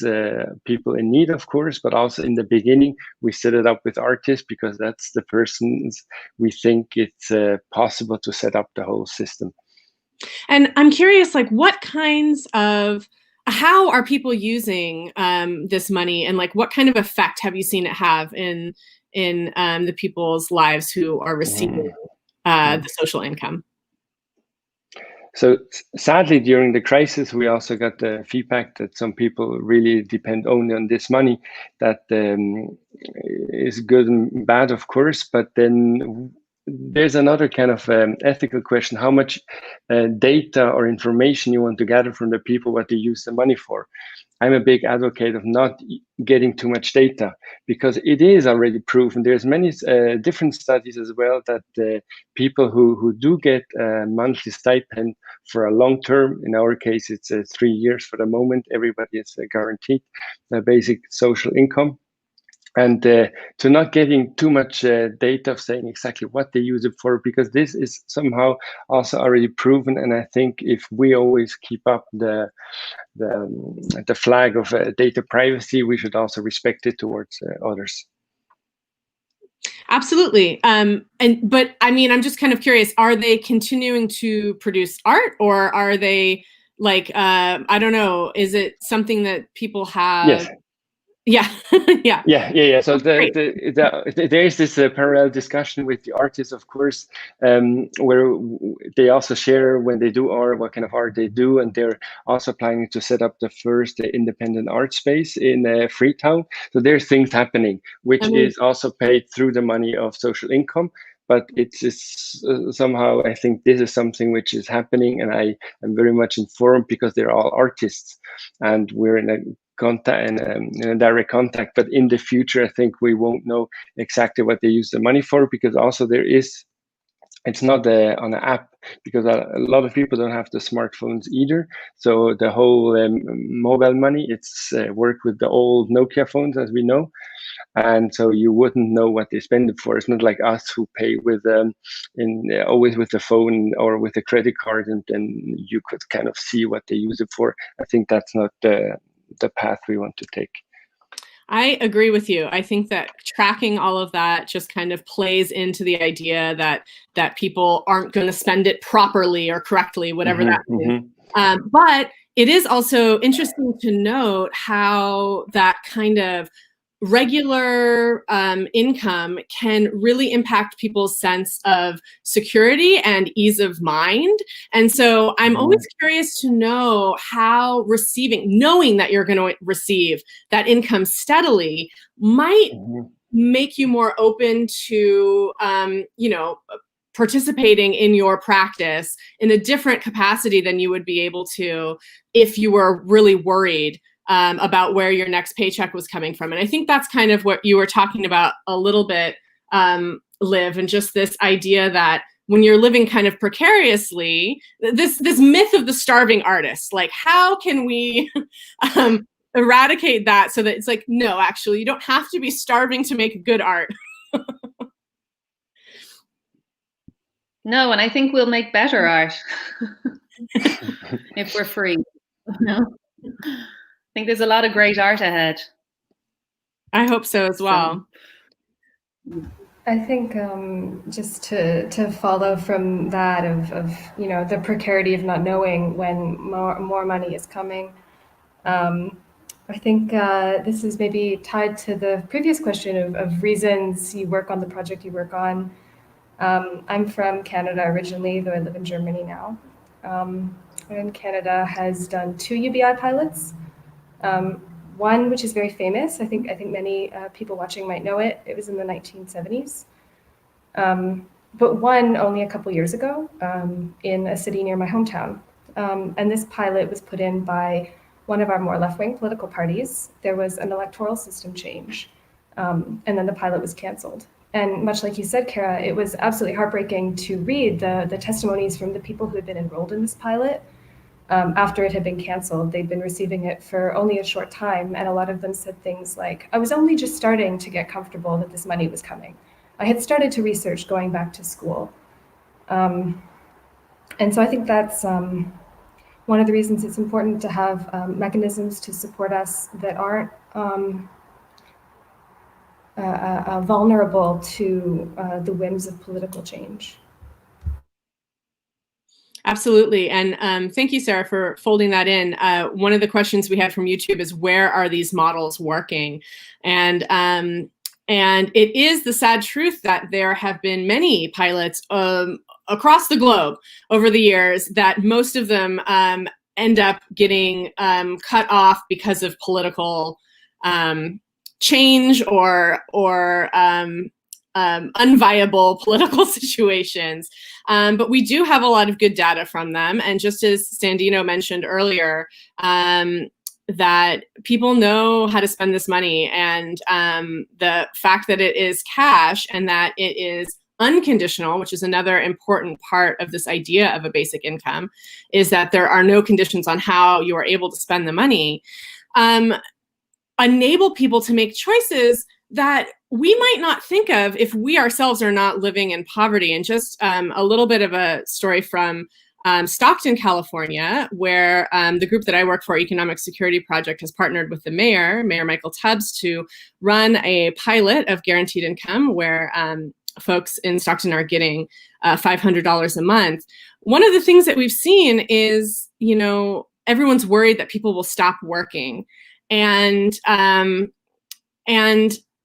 one of the kind of anecdotes is, yeah, some people have cut back on their hours because they were working 3 jobs to try to make ends meet, And so the fact that they might be working less than 3 jobs in order to spend more time with their family, is that does not sound like a negative to me. So I think it's really interesting to see the ways that when cash can intervene, it can free us up to make choices where we can then show up in our community in different ways. And I'm curious, Anne, if you have anything to say a little bit about that kind of community action, like in terms of, how could we act as citizens or show up for each other if we had this kind of, steady drumbeat of cash? Well, I think it's a great question about how we can really think more about kind of a shared prosperity kind of economy and one that is more built on community. I mean, I think right now what this moment is showing us is a level of mutual aid that perhaps we've never experienced. We work with a lot of communities who are talking about the fact that now people are utilizing their resources to show up for one another and to help with food, to help take care of someone, a child when someone is working. And so I think, what does that help us understand about how we could be in community with one another in new ways? I think that cash gives us the ability to do that in more interesting ways than what we've seen before, and how we could actually work in community in different ways, because folks are giving in so many ways. Certainly, we're experiencing unprecedented natural disasters. And precarity where people are showing up for one another, even those without a lot of resources. So imagine if we did have more stable resources, how we could be there for one another. That's great. And I think maybe we can take a second more to touch on Circles UBI and what it is and how it builds value in those community connections. So Sarah, if you want to talk us through that. Yeah, for sure. So Circles is a community currency, and like most community currencies, it has we're not redistributing any existing currency like euro. Euro is a currency that has value because the government gives it to us and says it does. Community currencies have value when communities use them. And I think maybe the most of the more well-known currency models that you might be familiar with that isn't a fiat model, Circles is maybe more related to a mutual credit system. So in a mutual credit system, people in a community take out small loans against each other. And eventually this forms sort of a complex web of many interconnected debts. And maybe we can think of that as being what a community is actually, much like a mutual aid network. It's all of these small debts and favors that we've all taken from one another and give to one another. And maybe just to plug some work that I really love from another recently departed great thinker, David Graeber. In his book Debt, talks about some of these ideas in detail in the way that money can build communities. So Circles you might think of as when you sign up for Circles, you make connections to people in your community who you trust. And you can think of that almost like pledging to pay them a basic income. This currency is minted to everyone in the system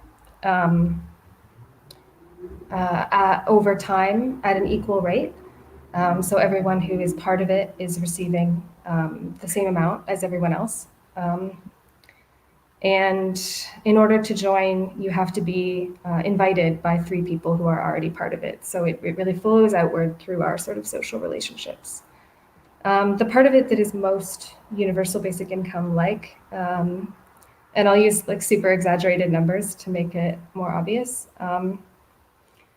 is say I join and Anne joins a year later. So when she joins, I have 10,000 circles, which is the name of the currency in our community, and she has 0.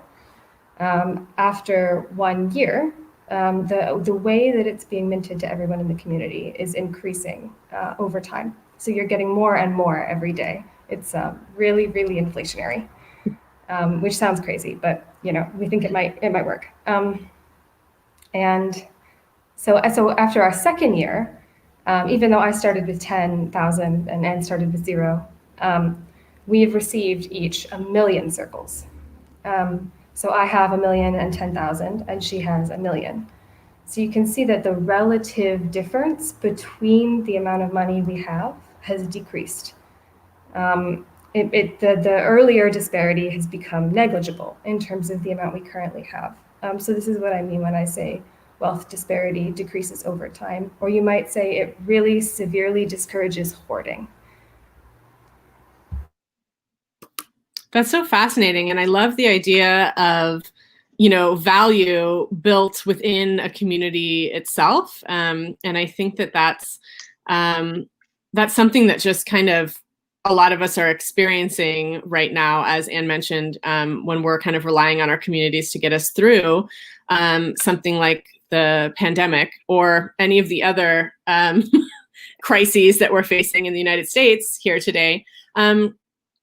Liv, I think one of the things that you touched on that I'd like to bring it back to is this idea that who can afford to be an artist, and how basic income can really challenge that and maybe be a meaningful intervention. So I'm kind of curious if you talk about that a little bit, and maybe we can all chime in. Yeah, I mean, absolutely. I think one of the big issues that we're facing in the arts is the sort of exceptionalism of who gets to be in and who gets to stay in once they are in. It can be quite the little clique. So it's about how do we encourage more and more people to take up artistic activity and then to continue with it as a career. And I think, one of the things that we struggle with often, because we are such a low income community, people say it to me all the time, why are you complaining about being poor when you knew you were going to be poor going into the arts? And it's just one of those things where you're kind of going, yeah, but I've trained really, really hard for about, 10 years and I have a decade of experience and yet I'm still earning like 15 grand a year. Is that okay with you? Because it's not okay with me. And particularly, I think, when it comes to the soft power of the arts and how certainly Ireland uses its cultural capital in a massive way in terms of global trade and such. And certainly I've toured all over the world sort of representing Ireland. So I sort of feel like I should get a little bit more in return. But it is a big challenge. And I think UBI would be something that would really, really help more people to participate in a big way or in a small way, that people can take on artistic activity kind of as a sideline if they wish, give them more time. I think, there's something, particularly time is such a big issue in the arts. 50% of an artist's workload is unpaid. So all of the time that we spend, that's not directly in a studio or on stage or, your work hanging on a gallery wall, we don't get paid for any of that. So UBI gives people the opportunity to have their time subsidized in some way, Artist time is the big hidden subsidy of the arts. So yeah, I think UBI would just be a great leg up.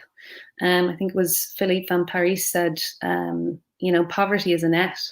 And all we need is a floor to stand on, and I think being poor makes you more poor. So it's kind of that vicious cycle. So I just think it would be an extraordinary thing to welcome more people in, that more people feel that they can be involved and that they can participate. And I have a funny anecdote about, I had a meeting with, we had a meeting with the Minister for Finance in Ireland a couple of years ago. And it was on multi-annual funding. We were looking for just, set amounts of money over multiple years. So this is pre our UBI flag waving. And he said, well, how could I be sure that you would continue to work if, I'd already promised you money for next year or the year after? And we were kind of like, well, of course we'd work because we want to work because this is vocational and we're absolutely not in this gig for the money. So, he sort of laughed, but, thankfully he's still the Minister for Finance and we've been knocking on his door plenty over the last few years and they now have a UBI trial in the programme for government. So fingers crossed, that'll be happening soon. Yeah, I love what you said, which is that, we already know that art is undervalued in the marketplace, right? Like when you can't make a living as an artist, then we know that artists have already kind of jumped off that cliff, so to speak. And basic income really kind of challenging one of these fundamental tenets of capitalism, which is that you are only worth what your labor is worth in the marketplace, right? And saying, no, like actually, your worth is not derived from the value of your labor in the marketplace, but comes from somewhere else. And I think that that could be truly transformational for all sorts of people. And I would love to live in an art world where we have too much art and everybody's making things and there's some other kind of filter for what we get to see, as opposed to the situation right now, which kind of what you said is a lot of invisible labor, is a lot of invisible privilege, invisible maybe generational wealth that allows you to kind of have some safety net from your family in order to pursue art as a career, and the potential that a basic income might have to hear from people who we might not otherwise hear from. Yeah, I don't know if that kind of brings up anything for anyone else. I'll jump in and say that, like Liv, I'm also would be excited for the Cambrian explosion of art following a real implemented universal basic income. But I do just want to say that I think it bears calling out entire industries also for the fact that being an artist right now is such an unviable financial proposition that where we're looking at universal basic income as our best case scenario for solving it. Absolutely. There are always structural things at play, which I think is one of the reasons we need a structural solution. Yeah, I don't know, Anne, if you want to talk a little bit about what you see working right now in terms of either policy or communities that are able to kind of implement these sorts of things to uplift each other. Yeah, I mean, I think, you know, what I see is really important is people being able to do some of the things that we don't value. Obviously, like spend time with family, talking to people who say, you know, I was finally able to go to like a family funeral, which I've never been able to do, and take my kids to the ocean for the first time. To have those kinds of experiences. I mean, I think that what we're about to really see happen with COVID is knowing that some of the things that people relied on. I'm just, you know, thinking about, you know, what you just said about now being reliant on this kind of income when you were perhaps working in a job that now might be lost. It might be lost forever just to keep you going. But I think that there's, you know, great potential for us to really rethink what a floor looks like, what this may mean for all of us going forward, and why it's so critical. I mean, here in the States, it's you know, we see it as a badge, almost of a badge of honor to remain poor.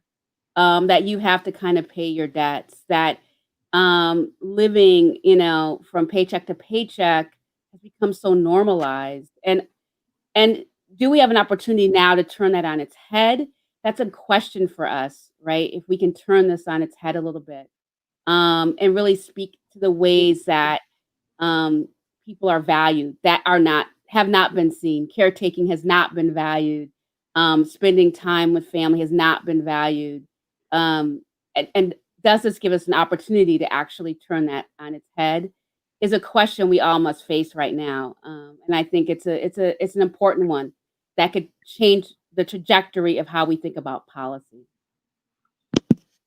Absolutely. We have some questions from the comment section, one of which is, how do some of our friends here in Europe look at the differences between US and Europe in regards to a universal basic income. And maybe folded into that question is, what do you think of the kind of Silicon Valley framing of universal basic income that has been popularity in the United States? Does anyone else want to take this one? Go for it. If you want. Yeah, I can speak to particularly to seeing the Silicon Valley take of universal basic income. Having had the strange and surreal experience of talking to some VCs who are interested in universal basic income. I think that one of the things about UBI that is so fascinating, I'm often drawn to things that have this property actually, is that we see interest in it from all corners of the political spectrum. So though we have on this panel a bunch of like-minded people who are interested in UBI for the arts, there are other aspects of the conversation about UBI where people are interested in tightening government budgets by cutting other social programs to implement a UBI. So when interacting with people from the tech industry, you never know which sort of realm of interest you're dealing with. And we here on this panel have sort of many differences between our projects and their implementation details, but there are many others. And I would also say that, interestingly though, one of the stories from the Silicon Valley narrative around UBI is very similar to the one we're telling about all of the exciting artwork that might get made if we had a UBI. They tell themselves stories about all of the exciting companies that might get founded if we had a UBI.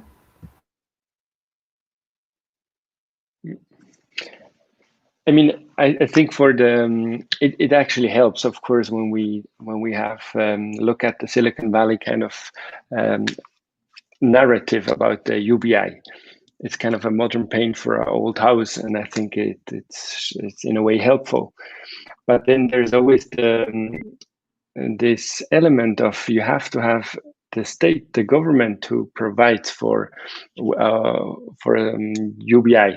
And this, I think, is the case in not all of the countries, for sure. And then it kind of comes back to us if we want to talk about equality, to see it also as a global problem, because there is this huge gap between the South and the North.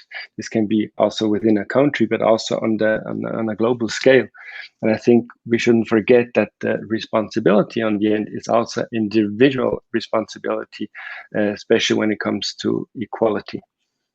And sometimes with the UBI discussion, it goes really into more campaigning and political kind of discussions.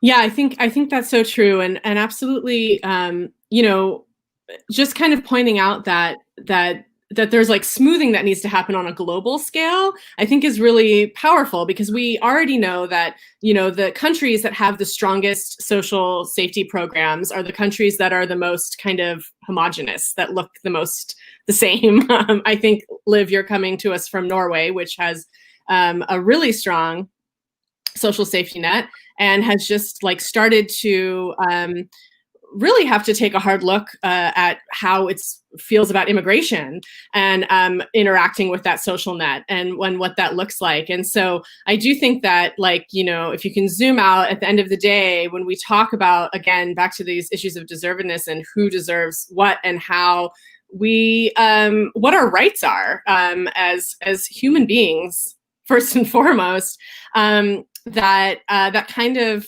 helps eliminate this idea of the other, you know, like if we can all start off with these basic rights that that I don't deserve any more than you, and that we can kind of really take a look at these universal policies that might help us lift everybody, lift all boats. Any other thoughts, Liv, from across the pond?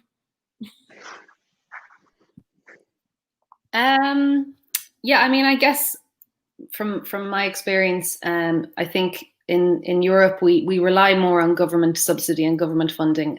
There's not a huge culture of commercial or corporate sponsorship for the arts. And I think probably, I mean, certainly in Ireland, you know, we're a relatively small country, so our ability to engage directly with government is quite, I would say, relatively easy as a small population, and our access to our kind of government representatives is quite, you know, we're sort of only one step away from people, so we can literally go and knock on doors. So yeah, I think our relationship to government, I think certainly any sort of UBI will come via government channels as opposed to other means. Although those things, circles and things, sounds incredible. I love the sound of that. But yeah, I mean, it's a very different playing field in terms of, like, I mean, I know Norway spends about €400 plus per capita on arts spend, and I think the equivalent in the States is about $23. So it's quite significant in terms of government subsidy. And they already have, in some ways, sort of basic incomes in place through grants for artists in Norway and Sweden that lasts, I think, between 2 and 10 years, depending on how established you are. So yeah, I think there are different systems, and there's positives in different ways. But yeah. Thank you. So we're just kind of gonna start winding down here. If you have any more questions, it's last call. You can get into the comments section now.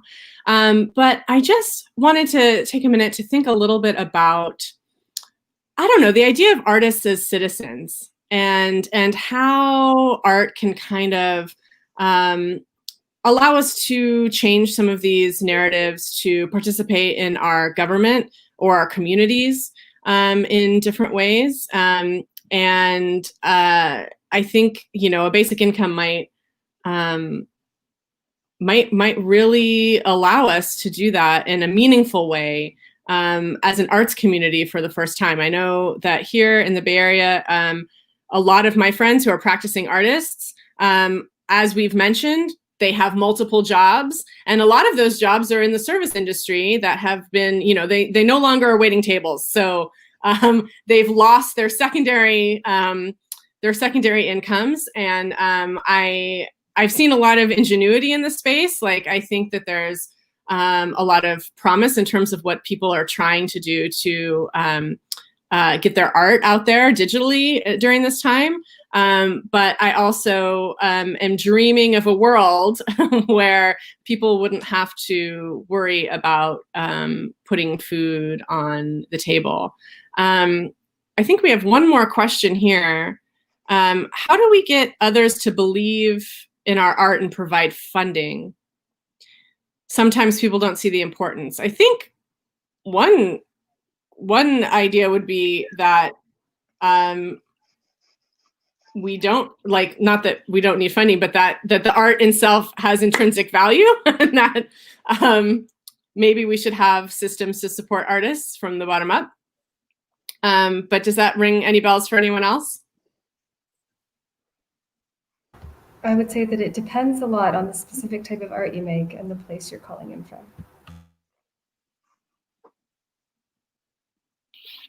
Absolutely. Well, we're gonna wind down. I would love to go around and hear one thing people can do if they're interested in furthering a basic income where they live today. Sandino. I think we should all participate in all possible projects we can, because I think also policy on the end needs good examples, not only smart narratives where people start seeing the actual advantage of it, but also having good examples which you can kind of use in order to influence good policy. And I think for this, we just have to all, in one way, it can be just working with an advocacy group or just participating in a social income project. Thank you so much. Sarah? Yeah, I would say first, thank you, Elle, to all my fellow panelists and Kara for facilitating. I would encourage people watching who might be interested to follow the Circles project over the coming months. We have a lot of things launching in the next 6 weeks. And you can get Circles started in your own community. And we're going to be publishing after our launch guides on how we got it started here that you can implement too, hopefully.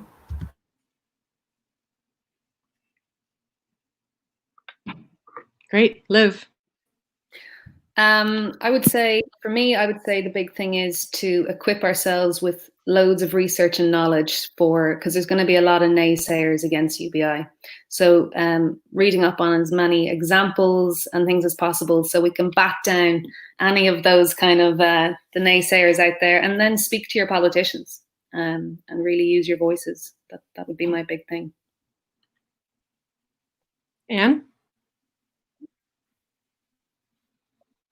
I would say in the States here, we can't really move toward a greater UBI without dealing with anti-Black racism. And so I think it's so important for artists to be engaged in kind of cultural narrative shift. And I'd love to see more of that and it to be supported more by philanthropy and government. Absolutely. And I was just going to end by saying that we have here in this seen in just the last month, the Mayors for Guaranteed Income initiative launch, which is 25 cities now across the country, everyone from Libby Schaaf in Oakland to Mayor Baraka in Newark, New Jersey, and all points in between. And so there really are kind of like local opportunities for you to talk to your local lawmakers and make a case for artists supporting basic income in your city. Thank you guys so much for joining us. Yeah, thank you, everybody. Thanks to all the panelists, to the UNIC partners, the Grid, for putting this all together. And from Gray Area, we're happy to help support and know about all these sorts of projects. So if anyone has ideas out there, don't hesitate to reach out. Good night and good luck.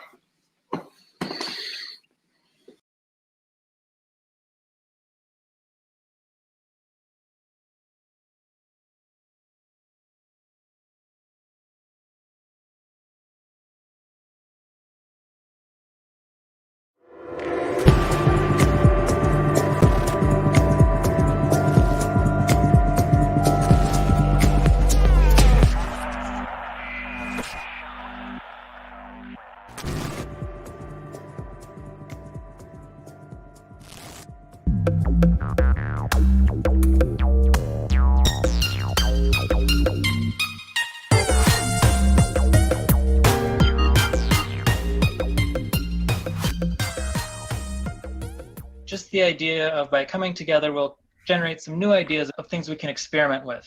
On the actionable tasks, when we get to that, it'd just be nice for us to write down our statements of intent for what we will experiment with in the future based on our experiences here in the workshop. As you have explored digital possibilities for your programming and your practice, what's gone well? Now here representing Impulstanz International Dance Festival based in Vienna, which is one of the biggest festivals for contemporary art, dance and performance almost worldwide. We haven't done any digital or online experiments up to now. In terms of our original programming, the Triumph is a new enrichment program called the Shakespeare Hour, and we've done 16 episodes so far. It's directly informed, I can say, our conversations internally about the kind of programming that we should be offering our audiences in the future. It's actually changed a lot of our minds about what our audience is ready for and also what they need to be exposed to by a classical theater. And it's also allowed us to be in touch with fellow theater artists who are mostly just sitting at home with nothing to do and really happy to join us for an hour every week. And I'm based right now, part of my heart is over there in Yelamu, Bay Area, Ohlone, Ramaytush Ohlone land.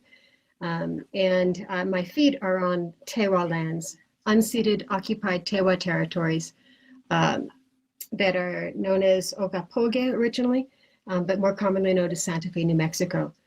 I'm taking in this moment of privilege to be here and that my Triumph is life. and that everything that I'm creating is about this uplift of life itself.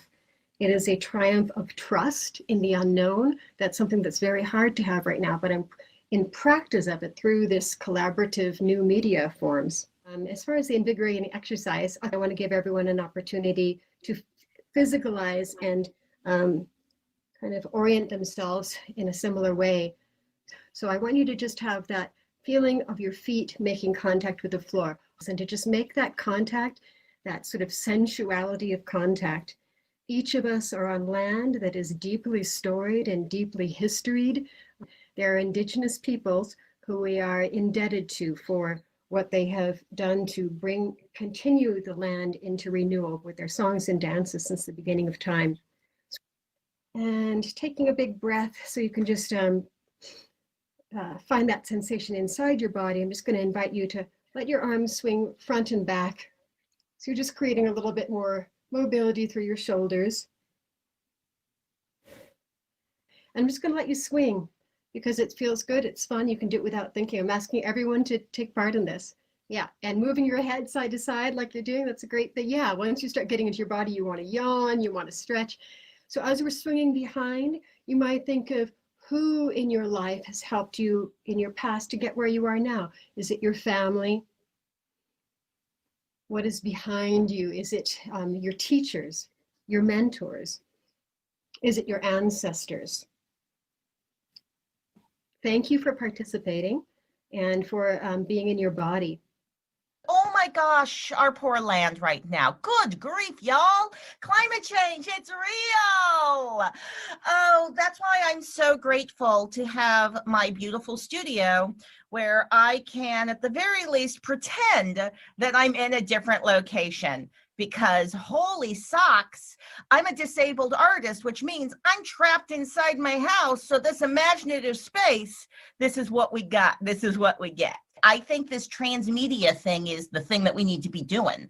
We need to be preparing to make all of our work incredibly accessible remotely, asynchronously. This is partially because I'm disabled and I require the accessibility that this type of collaboration provides. We also want to make sure that we are creating a relationship that is not just about one person telling a story to another person. It's about actual exchange taking place in the physical space as well as in the digital space. So the tagline for my company is producing performances of justice on stage, online, and now in person. We were founded as a research center to get used to the connectivity between the artistic work and technical experience of today's digital transformation.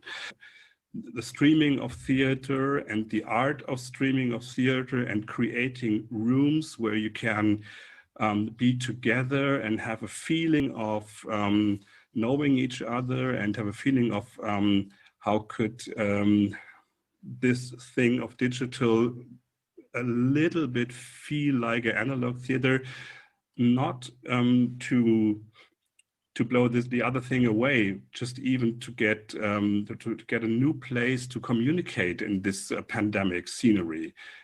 Opera, of course, is a very problematic art form, and we're a company that works a lot with trying to dig into those problems. And we saw the pandemic and going to a virtual place as a opportunity to deal with those problems that historically we haven't been able to deal with because of the way the opera industry is built. The initial triumph was being able to get over our own prejudices. I'm a snob and about the voice and about live theater and blah, blah, blah. But when we started to do the calculus on accessibility and what working in a virtual space would do in terms of allowing us to reach new audiences, that really made it not a no-brainer for us. I lead the Opera Beyond project, which is our approach and our project to explore the possibilities that new technology may have for performing arts. Our autumn season was opened by this new kind of performance. This installation, actually, it accommodates only 6 people at a time. So that allows us to respect all the safety measures in the dome. It has projection mapping and immersive audio and AI that sort of like transforms the experience every time. So it's unique each time. So Toaster Lab has been working on various types of mixing mixed reality and performance for a few years. A lot of that work actually stems from an interest in sustainability and trying to reduce our carbon footprint. With the change to moving everything online, I felt kind of at home because of the amount of events that I was asking not to attend in person, and had put a lot of effort into being able to present remotely in ways that people could feel confident of a good experience. So when things started to shift in March, felt like the first thing that we wanted to do was sort of take these experiences that we were already sort of working with and pivot those into looking at post-Zoom aesthetics. Cool. Thank you for sharing. Thank everybody for sharing. I can briefly introduce myself as well. Our main thing is just sparking visionaries. So when we see people who might not be artists or might not be technologists approaching the scene from either side and just realizing how much potential there is and realizing that they are artists, that's the best to us. And we see that happening at our festival, at our workshops, and then we've now started a sales program where we help them sell their artwork. Let's go right into the gathering of problems. These problems can be small, they can be big, they can affect everything you do, they can affect 1 minute of your day. It's brainstorming, so just get all the problems out.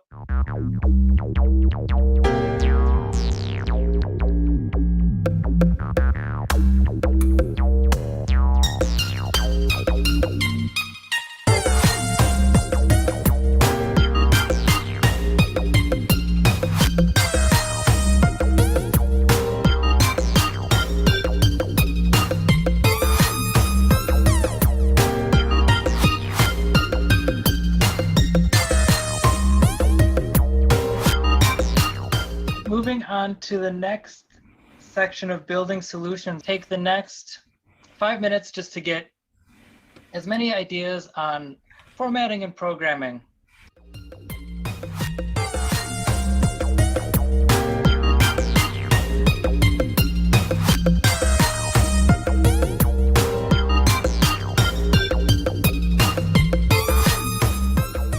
For this exercise, just think about our own organizations and our own efforts, so that as we put these things on the effort impact kind of scale, it helps us get to a point where we can say individually, like, I will apply this to my next project, or think about how this could affect my practice. Would anybody like to share any closing thoughts? Let's just go across like we're weaving. We've met people for like, you can just like cross. I just also want to thank you, because I realize, also in the performing arts, I think they are still a bit more European and US or whatever.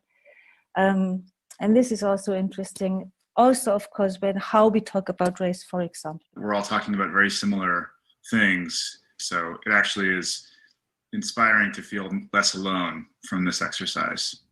Very exciting, and such a diverse crowd of people. My action commitment is to create design ecologies that are anti-capitalist, accessible, and center BIPOC cultural producers. I benefit from significant systemic and institutional privilege, and see it as part of my responsibility in holding that privilege to work as an ally for those who do not benefit from the same privilege or who have experienced oppression as a result of that privilege.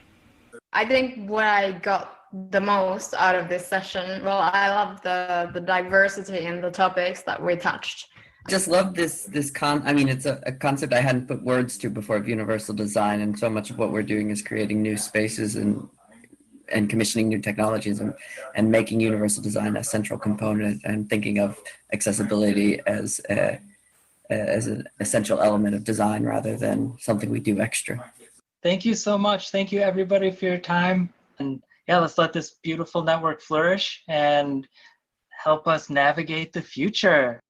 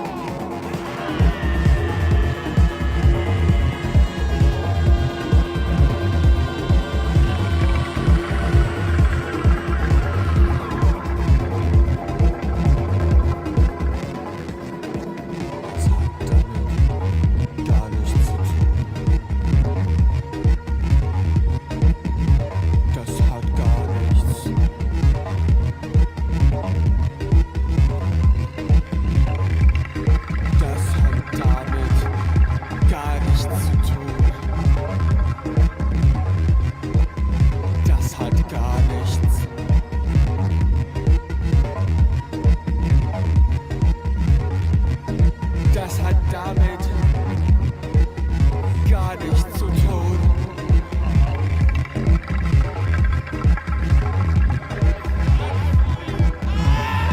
Das hat gar nichts.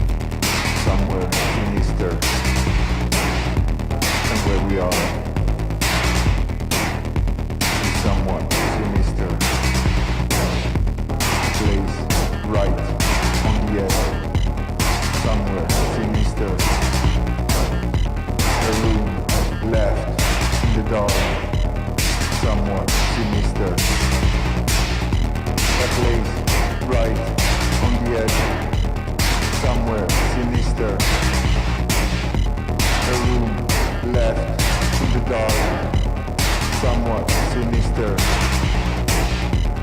Where are you? A place on the edge. Where are we? Somewhere sinister. A place on the edge.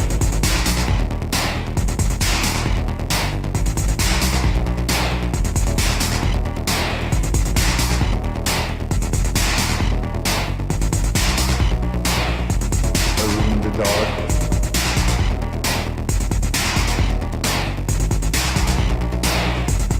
Where we are. Somewhat sinister. A place right on the edge. Somewhere sinister. A room left in the dark. Somewhat sinister. A place right on the edge. Somewhere sinister. A room left in the dark. Somewhat sinister. A place on the edge. Where you are is where we are. A room in the dark. Where we are is where you are. A place on the edge.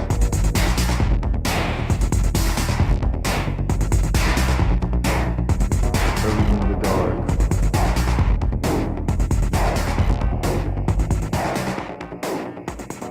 Where you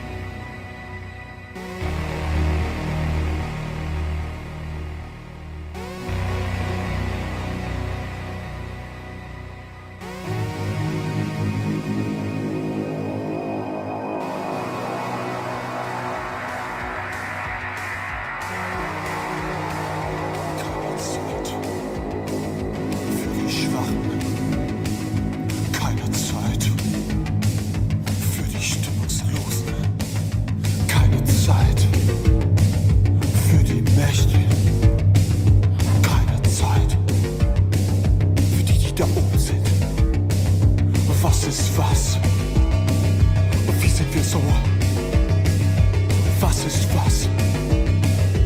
Wie seid ihr so?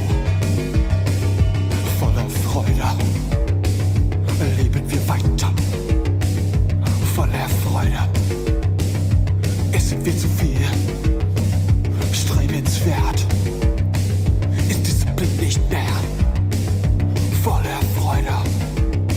Ich bin voller Freude. Was ist was? Wie sind wir so? Was ist was? Wie seid ihr so? Alles läuft nach dem Plan. Wir sitzen noch in dem Schacht und warten ist bis jetzt kein Problem. Reife Zeit, die Frage schon gestellt. Was ist was? Wie sind wir so? Was ist was? Wie seid ihr so? Was ist was? Wie bist du so? Was ist was? Wie bin ich so?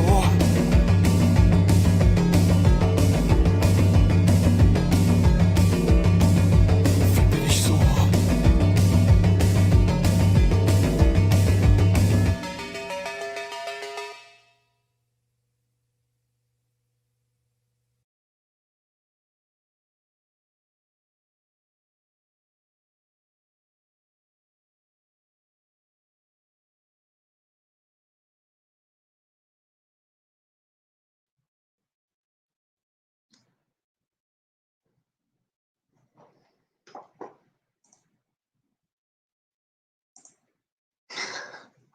All right, we're back live. Can you hear me?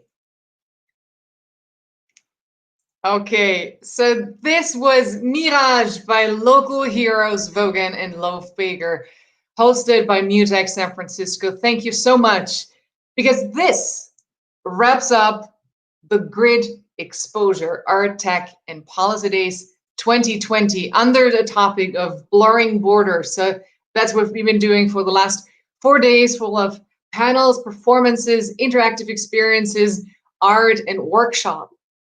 Make sure to sign up on getonthegrid.org to stay in touch with the grid for further activities, because we're not stopping now. I'd like to use this opportunity to thank all the people responsible for pulling this off virtually. So let's start with the 4 leading art and technology organizations in the Bay Area that have curated exceptional content to make this a really valuable festival. Gray Area with fantastic panels, Codame with exceptional workshops, 01 with some fantastic interactive experiences, and MUTEC have really got us swinging with some really cool live performances. Furthermore, I'd like to introduce or reintroduce my curatorial co-conspirator, Vanessa Chang. Hi, Vanessa. Hey, Clara. Hey, how's it going? Good. We did it. We did it. Yay! Virtual high five. No, wait, this way. Oh, we did it. We pulled it off. Amazing. So I'd like to ask you a question, because you're kind of wearing 2 hats.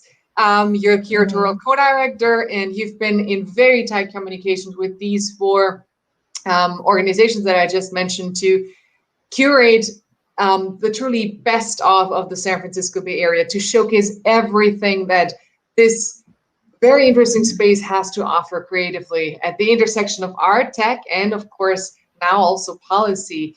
And I wonder, you're also here in your capacity as our official investigator. So the Grid last year started investigating this contentious, sometimes contentious, interesting, or in the best case, very productive interaction of art and technology, and mapping out the ecosystem here in the San Francisco Bay Area, and came to some peculiarly interesting findings. And you're picking up the thread and going even deeper, investigating what comes next and how the future for the Grid could look like. And I wonder if you could tell us in a couple of words of what the next steps are. Well, I've spoken now to, 25-ish people from technology corporations, arts organizations, foundations, and independent artists. And it's been illuminating. Although there's been a long history of collaboration between art and technology in the Bay Area and beyond, there's been a lot of discontinuity as well. And particularly in the wake of COVID, people are very interested in finding ways to shore up those connections, to continue building bridges, to find new forms of funding and support for artists and for each other. So as I continue to speak to people and continue this research over the next month or two, I expect that I will hear more about concrete ways we can continue to sustain those connections, how we might find and elaborate on the kinds of gaps between people that people are really feeling that are being really aggravated by the pandemic. And hopefully through the work that GRID is doing in this kind of space, virtually, bringing people together. And when we all leave our houses again, physically, one day, it'll really be to shore up that network. And I'm really excited to see more about what people have to say and how we can move forward with doing that. Yes, I look so much forward to this, but I'm also really impressed about the variety of tangible outcomes that we were able to conclude after these 4 days. So some of those panels or workshops have really gone, like they really dig deep and they came to some fascinating conclusions. And one of those tangible outcomes has been portrayed in a fascinating series of workshops plus panels. And for that, I'd like to introduce Martin Rauchbauer. Martin Rauchbauer, he has been the co-creator of a workshop called Taming Tech, together with our office at Open Austria and the Center for Humane Technology. And we had 2 more partners, the STARTS program and the European delegation in Washington, D.C., plus 2 arts organizations that have really brought the special sauce to this mix of art, tech, and policy, Ars Electronica and Beaux-Arts. And I wonder if you could give us some of the highlights. So what are the tangible outcomes of this dialogue between high-class policymakers, avant-garde artists, and pioneering technologists? Thank you. Well, first of all, let me just simply congratulate you, Clara, and Vanessa for the incredible work you did, and that you really managed to pull this off in relatively short time to organize this amazing festival. And the exposure, the GRID, as you said, it had from the very beginning this intention, this ambition also, not just to be another art and tech occasion, an art and tech festival, but to bring in this new element, policymaking. And we did it on a number of occasions. There were policymakers and discussed of this relationship. But mainly we had this idea of finding new ways of integrating these 3 worlds. We had a 4-hour workshop where we had a bunch of amazing people, Nobel Prize laureates, scientists, policymakers, actual politicians, and artists from Europe and California and around the world, discussing of how can we actually shape technology in a way that is human-centered, more and more humane. And I think we had also a panel discussion then with 2 politicians from the European Parliament, Eva Maidel and California State Senator Bill Dodd, and he really said something very interesting during that panel discussion. He said he really realized through Taming Tech that we need to listen more to artists, we need to integrate them, maybe even before we legislate technology. So that was a very tangible outcome. After all, State Senator Bill Dodd is one of the main movers and actors behind the California privacy legislation. So hearing that from him was actually quite impressive, and there's more to come. So I think this was just a beginning in integrating those 3 worlds and coming up with tangible results. Wow, that's absolutely great. I love that, trying to be proactive instead of being reactive, and that is a tangible result coming out of these workshops, and it had to really manifest that in a policymaking framework. I love it. So thank you so much, Martin. That's a tangible example of how these conferences can actually lead the path forward for tech regulation. I'd like now talking about tech. It's very important that we thank the people who've made this possible. First and foremost, our technical director, Jordan Gray. So Jordan, thank you so much for pulling this off. I know it must have been a little, yay. Beware, I think you're muted. Oh yeah, no, here we go. Okay. I know it must have been frustrating at times working with us. This is our first virtual conference, and really, honestly, this was with technology, something will always go wrong. So it's hard to be phased, but I thought that the festival overall was beautiful. It went super well. Saw a ton of great feedback on social media and across the channels, and just in my own direct communication with people. So it's really exciting seeing that spark that has been keeping me going with Codeme in this community, and doing the workshops as well, because I was also wearing two hats with the Codeme workshops, and then also as the tech director for the festival. With the Codeme workshops, we've always been iterative, and we had an opportunity with the expert workshop to do the virtual stages expert workshop, and that was something that was new for us, to be able to do that kind of strategic thinking with a smaller group. And as you were saying, tangible results are coming out of that, and relationships have been forged that probably would not have happened any other way. So it's been a really rewarding experience from start to finish. And then one other thing, if I can share my screen, want to I announce. was about to say, there's something else coming up. Yes, we're not done yet. Yes, there it is. Let's see if I can do this whole, seeing that now? Yes. So very excited to announce that we are doing an auction, a crypto art auction, and it's kicking off Monday, for real Monday, but there's already bids on the piece because it goes online and the crypto world doesn't sleep. So this is a piece on a platform called Async Art, and a lot of people wonder what the meaning of crypto art is and how it's valuable to own digital things. But one of the unique things about the Async Art platform is that it's a living piece of art. Each one of the layers that you see changing in this piece can be owned by a different person, and that person decides what that layer is. So it really blurs the lines between the collector and the curator and the artist, as everybody kind of has an active role in each one of those kind of traditional lanes. So I never like having the technology overshadow the actual creation process. So it was really, really great to work with several artists on this. Janessa is a local here in San Francisco. EMI is a glitch artist from Japan. Mo is another artist in the Philippines, and Vans is an artist in Italy. So it was really interesting working through this theme of a very traditional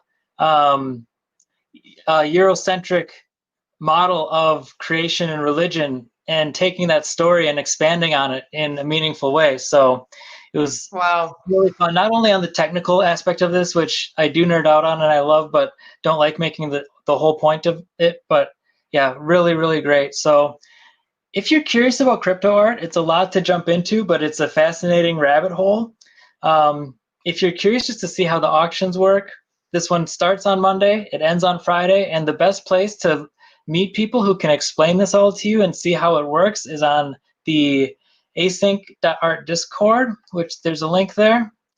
And then if that's all a little bit too much, we're also going to be very shortly announcing an auction using regular old dollars for some other artwork, and that includes some work from the Codeme Shop, which is a recently launched initiative to help not only support our usual artists, but people who come to our workshops wind up creating things, and it makes a loop where people who didn't think they were artists suddenly are artists and are able to validate that position by selling artwork. And I'm a huge proponent of saying that creativity is life.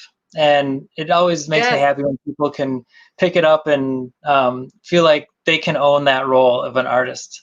So yeah, check out the Creativity is Courtney life. project. Beautiful. Yeah, Yeah. and let's another wonderful example of how we blurred borders those 4 days. I love the question of ownership and what that how it points to a very new way of thinking about property and owning art as a commodity. That's another chapter for a whole new panel discussion. But yes, can you once more tell people how they can access the auction?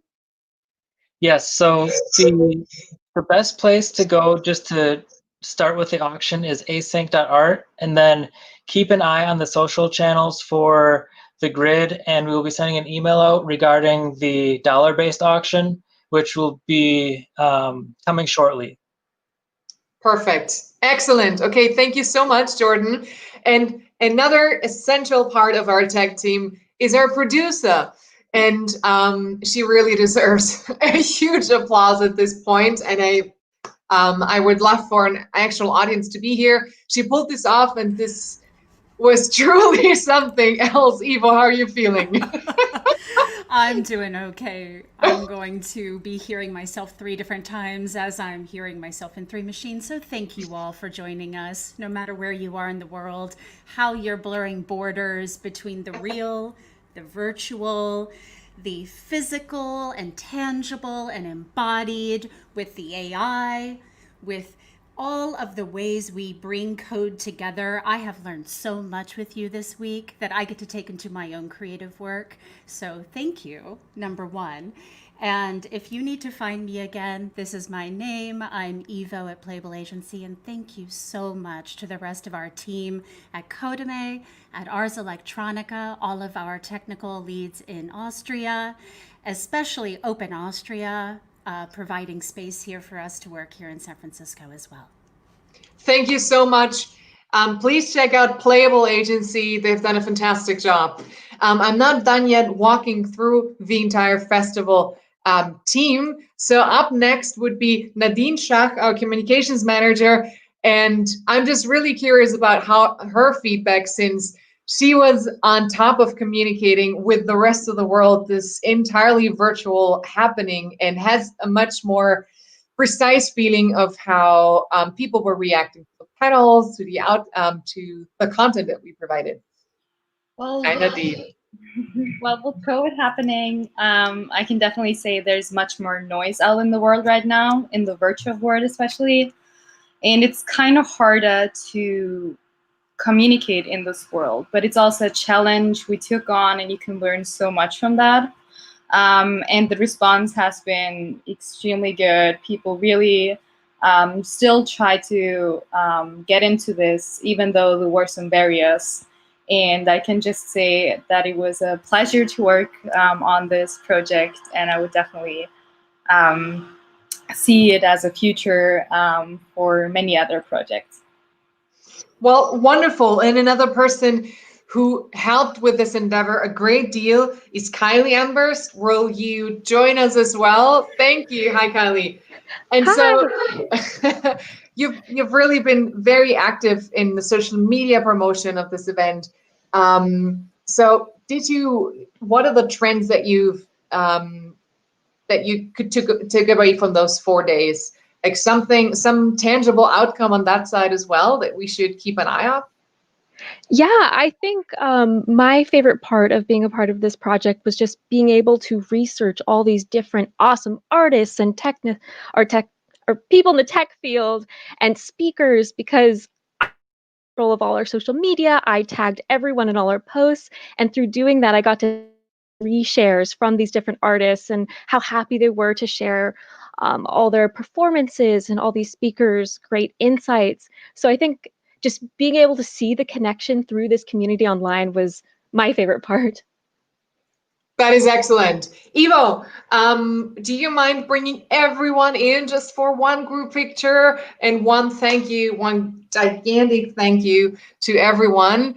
So here we are again, Ivo, Jordan, Martin, Vanessa, Kylie, and Nadine. So that was the core team who worked really honestly day and night in a WhatsApp channel, just writing until midnight trying to pull this off. I also want to give a big shout out to several other organizations involved here. So first of all, thank you so much to the unique Silicon Valley cluster for curating content and really providing an excellent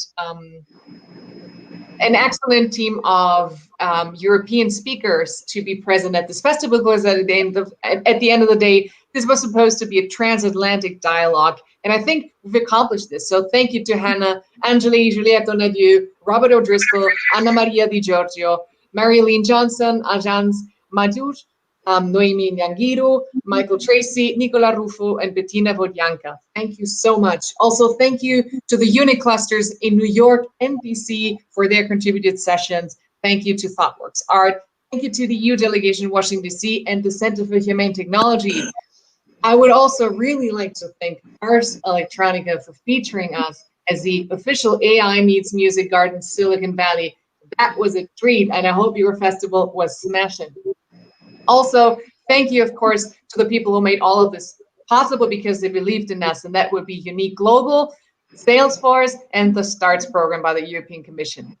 So I think with that, I've named everyone, and I probably forgot some like essential pieces, but you have to forgive me. It was 4 very intense days, so my brain is a little tired. But I think it's fine to wrap this up here now with all of you present. So thank you. Join us again. Get on the grid.org, auction with us next week, and stay on top of the investigation that we have planned and the many, many other events that will line up for the coming months. So take care. Goodbye. Bye. Over and out. Over and out.